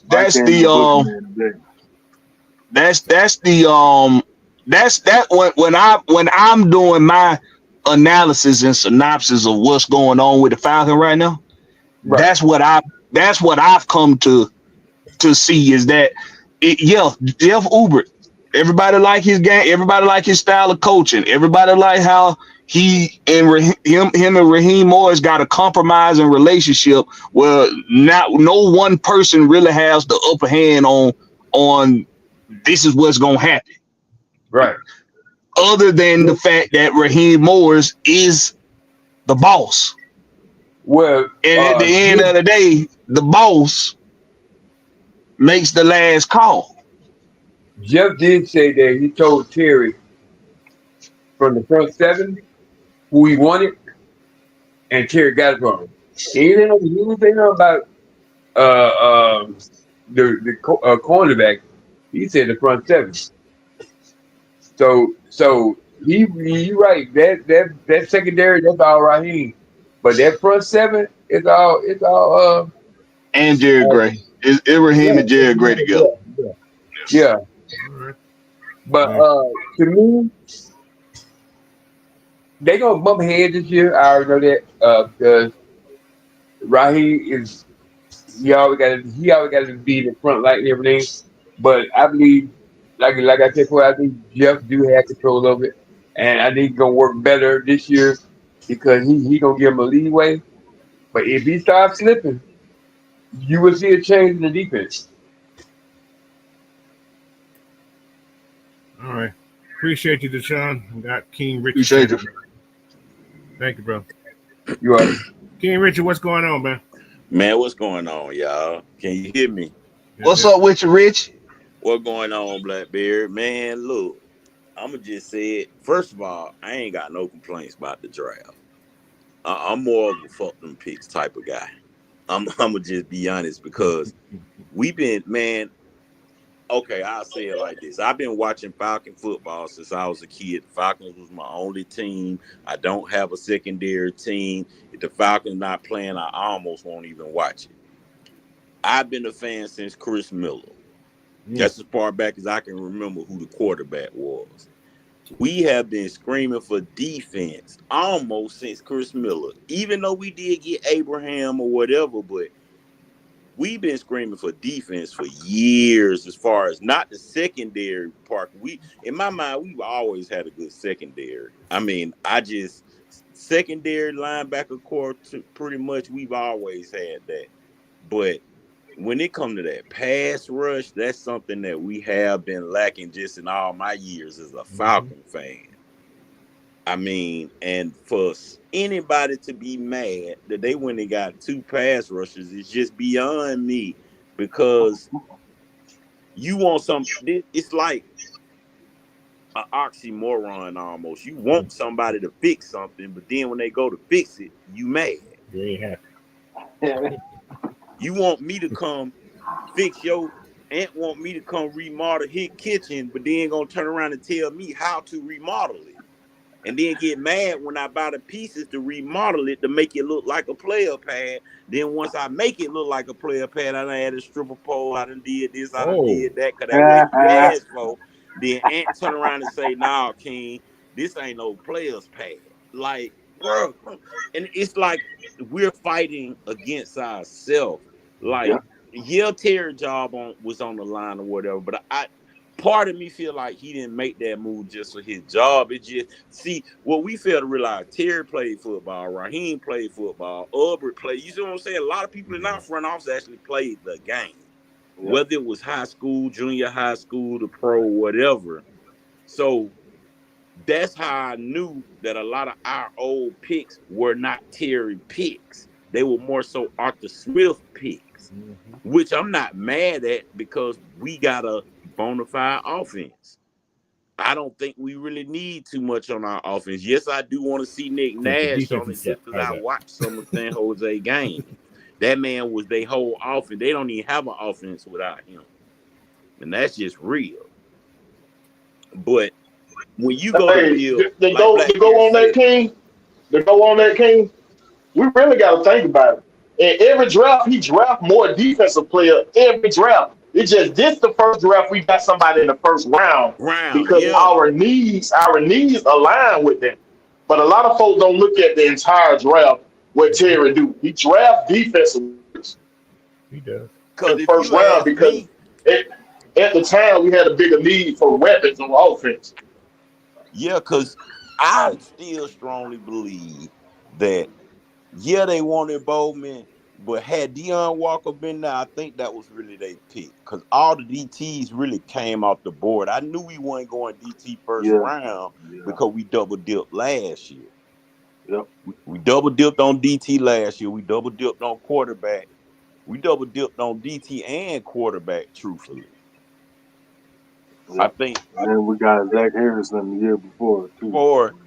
And they done made they done got all them boys big too. All them boys done got over 300 now. And see now, which is why I don't like Jimmy Lake to a certain degree, because y'all done made the former coach, y'all done made Zach Harris pick up all this weight for them to want him to lose it and go back to where he was. He's only at 270. Yeah, I was talking about Dorless and a row. That's what I was talking about. Yeah, they made Dorless and Rook pick up weight. Yeah, Dorless, Rook, and LaKale London picked up weight. That's about the same. They ain't putting weight on. Let's see what Dorless is. Nah, they owe 300 now, coach. Them boys put them. Coach. All them boys done put on. They reported this. They reported this last week or earlier this week. Yeah, I seen it on Twitter that they made all of them pick up weight in the offseason. Yeah, all them boys owe 300 now. Good. Yeah, I sent y'all a picture in the chat. Yeah, that was Will. Yeah, Will posted that. Yeah, that's awesome. That'll help the run game instead of having no light bodies down there. And see, that's my thing. Is one thing Blackbeard said that I really a firm believer in Can I say even something in real life, quick? when you trying to build a dynasty, or you trying to become a millionaire, or you trying to build a business, bro, that shit just take time. I got 3 businesses. Trust me. It's not when I came into the business world, I did not know that it take more work than me going to work for a job. A whole lot more. Mm-hmm. Absolutely. So Yeah, because then, you got to do this shit yourself. The big organization got people handling that shit. and see, It's a that's the lot of shit. thing. Yeah. I had to do this by myself. That's why, like, I don't drive trucks, but what I did was rent my trucks out on Coop instead of driving. I don't drive. But in order to, if I did want to drive, I got to have a dispatch. I got to have this. I got to talk to the factory. You know, you got to talk to all these people. And when you're doing that by yourself, it's exhausting. Terry has a team.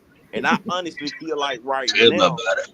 as much slack as they give Albert for what his son did, I still don't fault Albert. That's just me personally. Your Nope. son come home Me from college and do something like that. That's to me on that grown son. Now we gonna have to box because you cost me $100K. Now we either. gonna have to Yeah, box. That's just what yeah, it is, and you gonna have to show me Hey, what you standing on. But hey, King, let's be yeah, real. We blame the That's NFL for that shit. It's $1 billion company. Y'all should have more security protocol with these players knowing. Yeah, Be that real, what I cause say. I'm still at trying that to age, understand why they getting. well, I'm They still wanted trying to they wanted that understand. shit to get out. yeah, They wanted it to exactly. get out. There you go, BlackBerry. Cause Nah, but at see, my that age, thing I was is, prank calling. I was prank calling motherfuckers. hold on. Can't put that is on Auburn. He should never left his fucking laptop open, his iPad open. Yeah, that's his skin in the But game. That it is. That's he his skin in the didn't game. expect his son. He didn't expect his son to go in there and So goddamn steal the goddamn number. we understand that point, but the point is, as you knew this was classified, I guess you call it classified information. Why the hell would you leave it open? Do that shit in the military. They're gonna try to hang your fucking ass. That is No, true. but Yeah, now you That right. on You that right. is part, You true. right. You think you right on that? I yeah, so don't that's on absolve him. him from that, even Yeah, though I sort of I didn't understand think what it was a might big have deal went myself. on. That's correct, He though. may I have thought it just was got up to use the bathroom or to go get something to eat to come right back. Cause you know, kids just sneaky. We just gonna keep that part real. But what I was saying on that is, first of all, I already know it ain't number NFL kids calling them pranks, so no one else has access to information like that. They've been doing this since for back in the years. day. Exactly. And then with all this, we can all FaceTime each other in a group right now. So why don't y'all just do FaceTime calls? It doesn't make sense to me with all this money and billion dollar industry that y'all can't even just do FaceTime between the coach and the player and do. Exactly. Exactly. But But I the honestly, as far as our team, man, I'm gonna be honest, they sleep. It's so bad they sleeping on our quarterback right now. And I just really feel like this year I believe we're gonna prove a point to the NFL with the Falcons because they want us. I noticed something. They want us to be the joke of the league. They don't really want us to get better. but you know You remember the last time everybody slept on us? What happened? but you know what, guys? See, y'all look at it the wrong way. I think they're afraid because they know what's in stake. Because yep. the more they talk about us, the more people gonna be with them. They want people like you say sleep on us. Yeah, they kind of sleeping on us, but they know they're not really sleeping on us. They just don't want us to do well. So if we don't do well, they're gonna okay. I told you, but if we do well, Yep. thinking, We well, told you so. Yep. we told you so both ways. So it's one of those catch if you do, catch if you don't type shit. So I Now, rather Coach, just I do agree with you on that because that's what I really been saying. Because one thing I know, let our team been the Eagles, and we did them 2 moves in the draft. Boy, it'd we're been the greatest genius. thing on Let them earth. tell it. You can't tell me the Rams ain't had a first round pick, and I know at least the last 3 years, just from my memory, they ain't had a first round pick in 3 years. Don't nobody complain because they win. Right. But Once it's we kind of go ahead. I'm sorry. No, I'm just gonna say once we start winning, man, our fans they ain't gonna be doing all that complaining. But you know what the advantage of this these draft picks were? Think about this also, guys. When you think about all the teams in general in the NFL, especially these new guys, they get the calls. When you draft a edge rusher in the first round that has a reputation or have a name, these refs are willing to throw those flags on those offensive linemen more frequently than somebody who just come out there. Evan Katie was a second round pick, right? This kid get hold so much, don't get the call. No. Jalen Walker did that call though. That's what I'm saying. Yeah. They were holding like crazy on us last season, bro. Look at all the calls that the young boy from Dallas got. First round pick. Yep. Getting the calls. Jared Verse getting the calls. Guys that are popular that have the name will get those calls. What the Falcons done, they double dipped and did that. They double dipped did that. Because it's also marketing too. Yeah, exactly. I get what you're saying. Exactly. Yeah. It's also marketing too, because if you notice, one thing that I did start to notice about the league too, about our games last year, every time our offense and our defense went up tempo with the game, here come the flag to slow our team down. It's like they know once we get in up tempo, even Kirk was dangerous in up tempo mode. Every time he get ready to get dangerous, here come 3, 4, 5 flags. And now Chris Lindstrom got holding, and Caleb McGarry got holding. Bergeron get all of them get it at the same time. Back to back to back to back.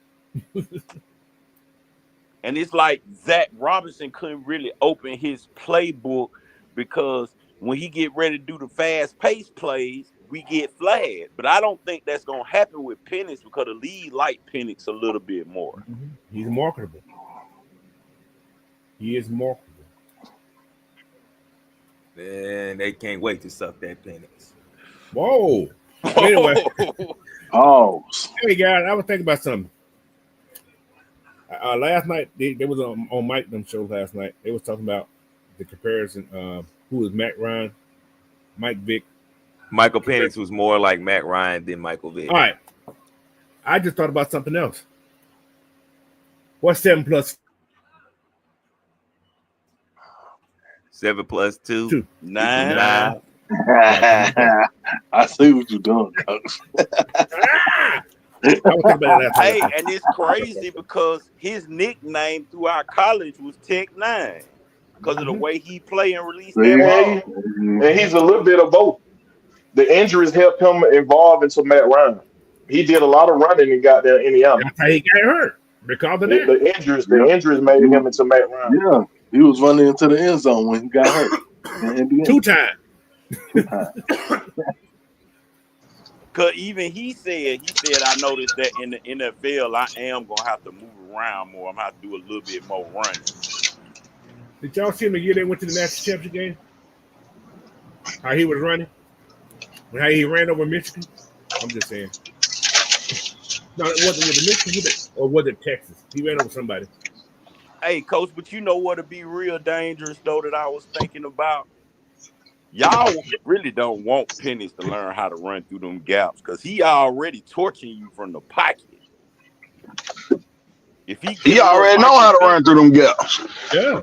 Nah, but I'm just saying, like, if he get a little bit more, might not learn how to, but I meant like get a little bit more Michael Vickish where he do move around. We don't want that. We don't want that Michael Vick shit. Nah, we don't want that.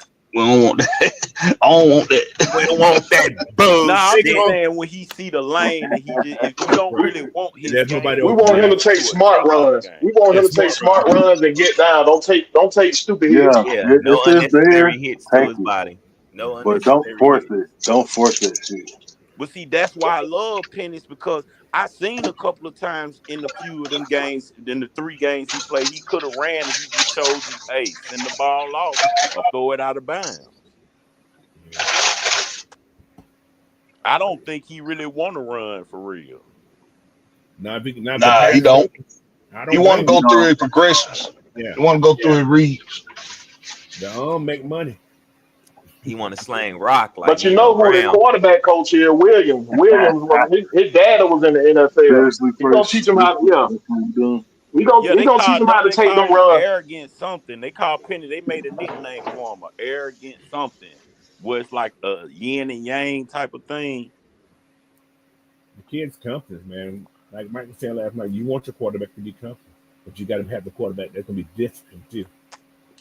Oh, did y'all hear what's that? Did y'all watch the offensive coordinator film too? I didn't. Interview too. I just seen the defense guys. The NFL, yeah, I was watching that before I got on here. Zach Robinson, see, this how I know we were telling the truth about Kirk, because Zach Robinson said it was so much of his playbook they couldn't even use last season. I see that. He said, now that we got an off season, I'm finna open that shit up. It's finna get. I don't want to hear that shit from Zach Robinson. He had to show me state too. I don't want to hear that bullshit. Nah, he got to show me, but I sort of understand what he means. Ain't show me shit. You why I understand what he mean, no real quick. You had he backed me up off for him a little bit, Coach. I give him that. It took him a long time. It took him a long time. How long it took him to use his 2 bat set that he been having all fucking year? He used it. No, he didn't, Coach. He used it. We know he did. His most weapon was in the backfield, Coach. Them boys was beast back there. It did make sense for him to do more with the backfield than he did.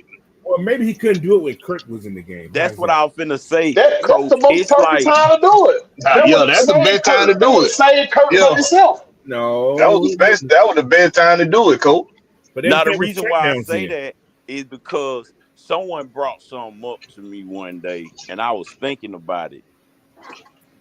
And because I seen the interview they was telling me to watch. It's like having a playbook with 200 players, but I got to take 150 of them out because of Kirk Cousins. Mm-hmm. So now that Michael Penix in, we only got 3 games. I can't put the whole 150 plays back in the book for him because the season almost over. So give him a whole season with all 200 plays. He gonna come out dangerous next year. Especially now that he, like Cam Newton told him straight up, Kyle, he gonna need you. You his security blanket. And if you notice, he been keeping Kyle with him everywhere he go. You know what I like? You know why? And you could probably attest to this. You know why I like going to watch high school games? Because you're going to literally see the same damn handful of plays over and over again, and they gonna be smacking the shit out of somebody while they doing it. The playbooks. Okay, South Carolina State, 2005. I get presented with what looks to me like one of them old Bibles from back in the day that used to be on the pews when you go to church. Thick Bible. Thick book. And it's a defensive playbook, not an offensive playbook, a defensive playbook. Yeah. And the first thing that comes to my mind is, why the hell do you need this many damn plays for a defense? Yeah. But when I started learning and going over these plays and going to practice and sitting down and watching film with coaches, I started more and more to see, it ain't about the plays. It's about the offense that you're going up against. That's what it's about. That's why these little minute things may change in a base, let's say a basic cover 2 defense, man cover 2. It's it could be as simple as going from a 2Y to a 3 tech on both sides of the line. It could be as simple as shifts. It could be as simple as a safety dropping down. It could be all of these simple things, but when you add them up, you come up. They're different plays because of those little changes. They become different plays. But a route tree on offense for a receiver it's the same no matter what you do, right? Route trees are exactly the same, 1 through 9. The route tree don't change for nobody. That's why you can add a little sauce. You can add a little sauce to it or whatever. But they're going to the same destination. It's all about motion. There you go.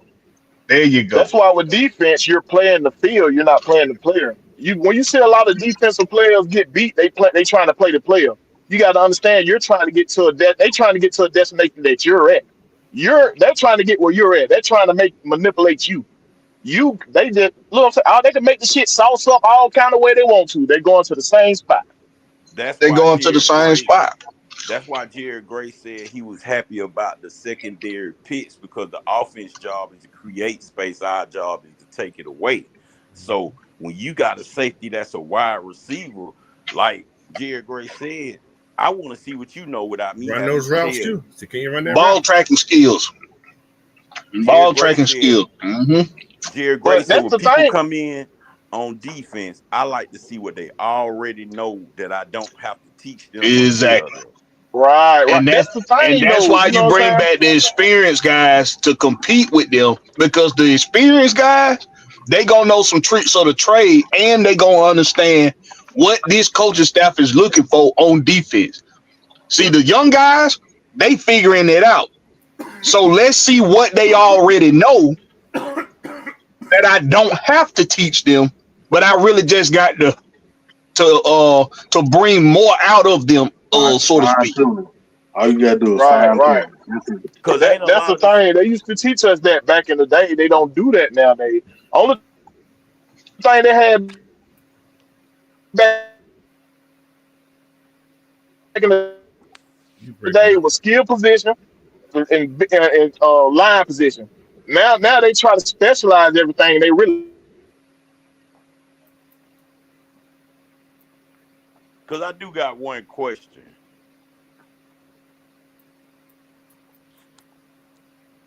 Big Will, you cut out. Yeah, you late, brother. Hello? Weakening hand drill. Weakening these guys. In the athletic part. The hell? Weakening knees. What the last time y'all heard? I don't know. You said something about weakening knees. What the? Sound like they weakening the knees. What the hell? Hey, you just said it. No, what I was saying. What I was saying is, like, back in the days, we just had skill position and we had lineman players. Everybody. I'm still breaking up. Nah, you good now? Like, we had skill position and we had line players. All the skill position players went through footwork drills and hand drills. Everybody knew how to catch. Everybody had good footwork. Now they specialize in these guys to the point where they're weakening these guys. They're forgetting about athleticism and trying to, you know what I'm saying? They're making it too difficult.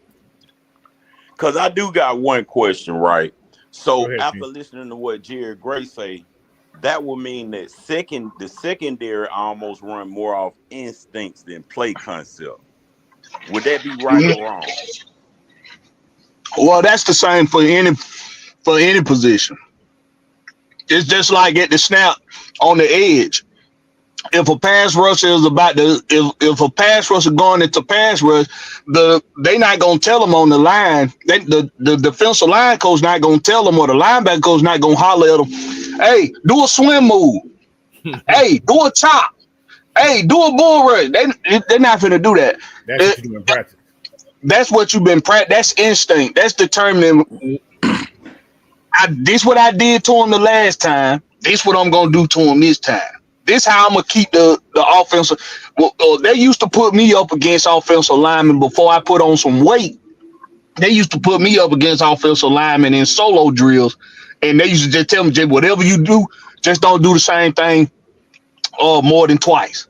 We want to keep the offensive lineman on the toe. This how you gonna make them better.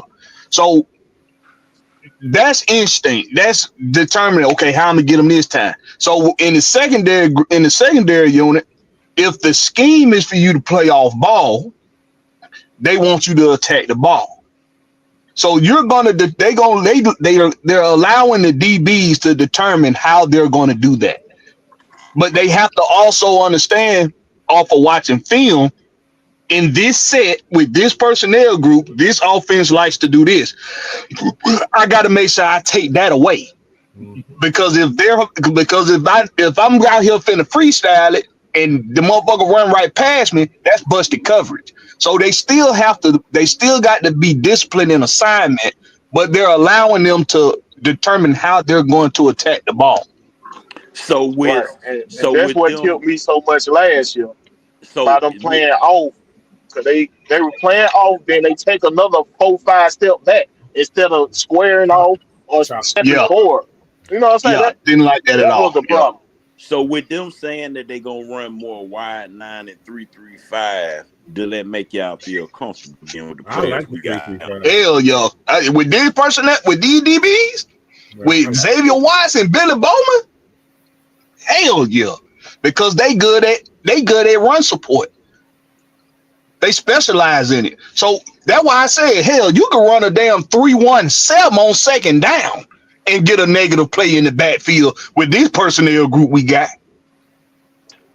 With this personnel group you got right here, it makes it better for you to run that multiple defense that you've been looking for. Right. You can. That way you're not caught off guard by a scheme you came out in. You can always adjust to what this offense is trying to set you up to. That's what I was saying this morning. Yeah, everything's adjustable. Yeah. Now, I seen someone say the wide 9 is sort of it's I don't think they're sort gonna of, run the wide 9. I don't think they're gonna run the wide 9. you don't think so? I heard a lot of rumors about we gonna run the wide 9. I don't think this team here is built for. You're not gonna have those guys in the wide 9 unless their hands in the dirt. Because I was gonna say one that leave more lanes for the running backs when you do that that's wide what I'm saying. 9. That's why you want one of the wide 9, because if you're doing a wide 9, that means somebody's hand has to be in the dirt. Jalen's not going in the dirt. Neither is James Pierce. See what I'm saying? So you won't use those guys in the wide 9. We don't have any guys that can put their hands in the dirt except those big edges like Morgan Fox and Zach Harrison. Those gonna be the guys who have their hands in the dirt. Yeah, wide 9 standing up. You finna get your ass blowed out the play. I don't care who you is. I think you're wide 9. I see Jalen Walker didn't put that hand in the dirt a couple times, Coach. He put that hand in the dirt. He ain't big enough. Not in the NFL. Hey, you remember what they said about Nolan Smith? Nolan Smith go around blowing guards up. a lot of defenses are doing that though, Coach. They are standing up wide 9. Yeah, but I don't like it. I don't like it, but they doing it. They were saying that that's what Jeff Ulbrich ran up there with the New York Jets. Some of that wide 9 and 3-3-5. Was it completely wide? I don't think it was that wide. Though. I could be wrong, but I didn't think it was that wide. I didn't think it's like a tight 7 to me, but I guess it could have been. If they listen to the conference, his conferences, he's telling y'all what he gonna do. He gonna mix goddamn Robert Sala defense and goddamn what the name that motherfucker name some shit. Nick Ventios, yes. Yeah, he gonna mix there something that ain't nobody seen before. It looks like a 4. It looks like a 4-3, but it's actually a 3-4 because you can mix your linebacker. I'm not your outside linebackers as well as your ends in the game at the same time. It's weird, but yeah, you just have one true tackle in there. Well, somebody gonna get cut. I was waiting on that. I knew you were going to say that. A lot of motherfuckers gonna get cut, Coach. But it's hard to say though. Yeah, that's a good thing. You are the weakest one. Goodbye. Because a lot of people want to put Kobe on the outside and kick Hughes to the inside. Hughes ain't never been good in the inside to me. No, Hughes staying outside, bro. He ain't going no inside. Yo, Mike Hughes is the number 2 corner, bro. That's solidified. Kobe gonna be a backup cornerback. So let folks goddamn learn that right now. He's gonna be a backup cornerback. He's gonna be a nickelback, guys. Yep. Because he's a good man covers too. So that's why he'd be a good nickel. Because think about it. I heard something the other day. Our problem was in the slot. We had a lot of problems in the slot. We had nobody who can cover in the slot real well last year. That was a big thing because the linebacker too. Our linebacker was Cyrus Hill covering, so that made that even more vulnerable. Because you know that safety that we got in the undrafted free agent, the 6'4" safety, Vernon Malik, yeah, they go talking about they finna kick him in the linebacker. I can see that. That could work. On him. You can put about 10 more pounds on him. He's out at 218. He's a big son of B. That's probably why they. Oh, Mike Ford. That's probably why Mike Ford is gonna be on this team still because that's what they did for Mike Ford. Nah, cause they said Jeff Ulbrich Mike the Ford best. play a lot of linebacker. When he do play, he plays the role of a linebacker a lot. Yeah, because they said Jeff Ulbrich has been one of the most successful coaches in transitioning safeties to linebackers. Yes. He's done that. That motherfucker good at what he do. He good at linebacker, boy. That's He good at what he do. Stone was a safety. What's called too though. He was a safety when he first went to LSU also.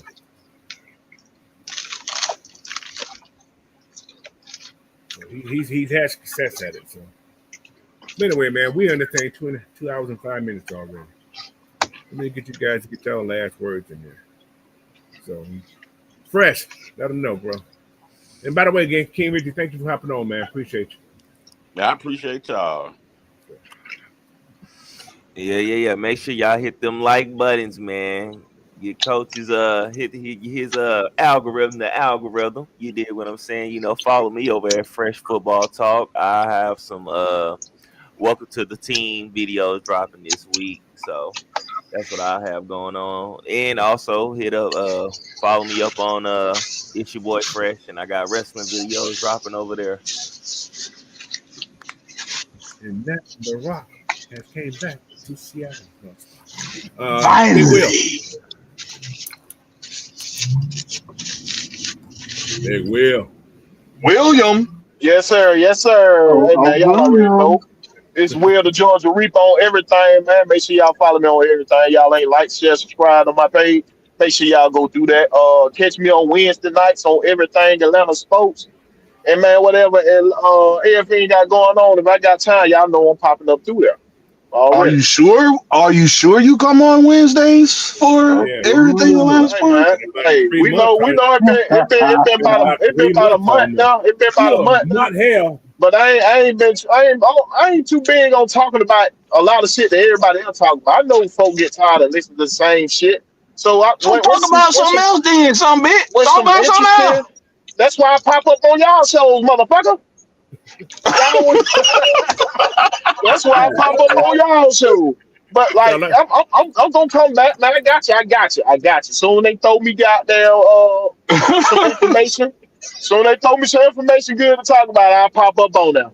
But other than that, I'll be on y'all shows, goddamn. All right, Blackberry.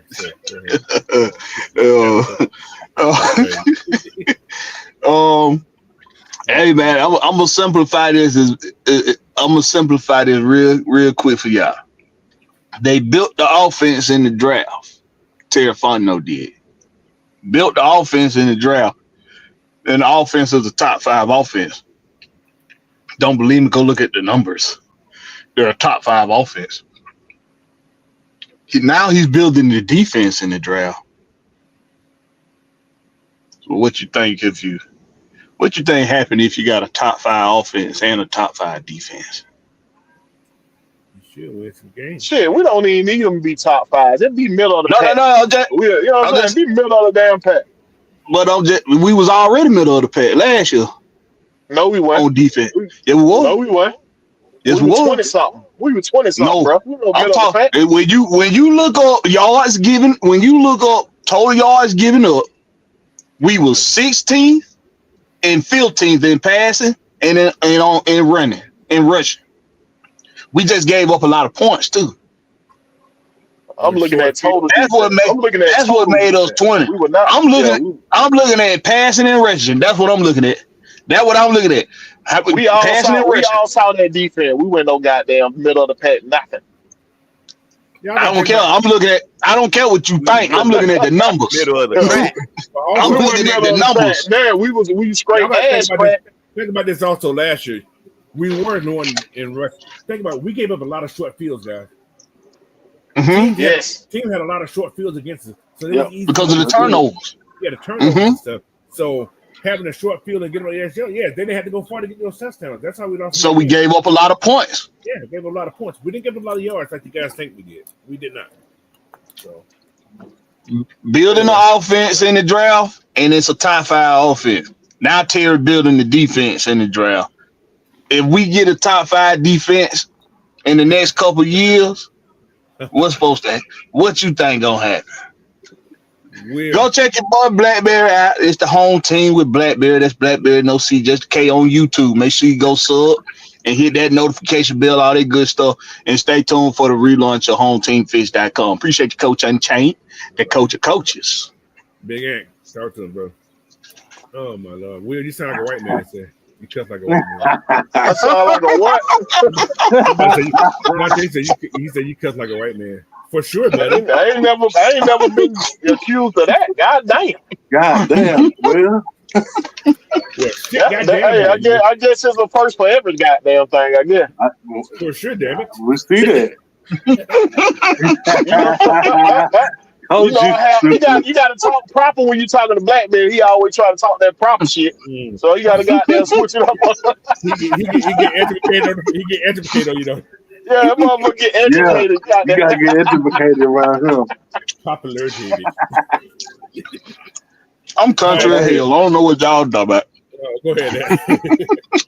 We appreciate all y'all coming out supporting Coach and everybody that's on the panel. Y'all stay tuned. I think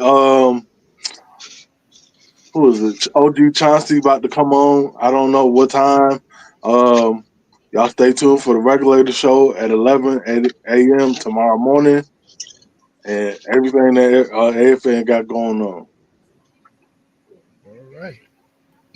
All right, y'all. Now say yeah. Appreciate everybody for hopping on, man. Like I said, my eyes are getting better. I'm still kind of, looking crazy. But anyway, again, thank you guys, man. You guys have a great rest of y'all Saturday. Tomorrow, regulator show. Stay tuned for video on the breakdowns of the different formations that the Falcons may use this year with the new players that we have. So that's gonna be a video or a live, Coach? Ain't decided yet. These women out in the rain today for this Atlanta United. Huh? These women out in this rain today for this Atlanta United game. Is it warm? I ain't warm. It's raining down here. Is it warm with the rain? Oh, well, yeah. It's warm, yeah. We'll need to read his daily bread today. Read your daily bread. I ain't reading my scripture, my bad. I ain't reading the scripture. Well, I got a question for you. Do you just go hang out by the stadium every weekend? Yeah. Oh man, I got the pass. I got the passing on my route to work. I got the passing on through, Coach. So I get to see all. I'm curious, bro. I'm sorry. Yeah. Yeah, man. Let me go see what kind of yams are out here today. But anyway, bye, honey. I'll be back. I'm going to the flea. I'm going to the farmer market. Going out to the Kirk market down there on Auburn Avenue. Yeah, I got you. Anyway, appreciate y'all, man. Thank y'all for again for joining. If you haven't already, hit that like, subscribe, share this video out, man. And until then, man, y'all have a great week. You won't. Peace. All of them, Peace. Oh my God, y'all crazy.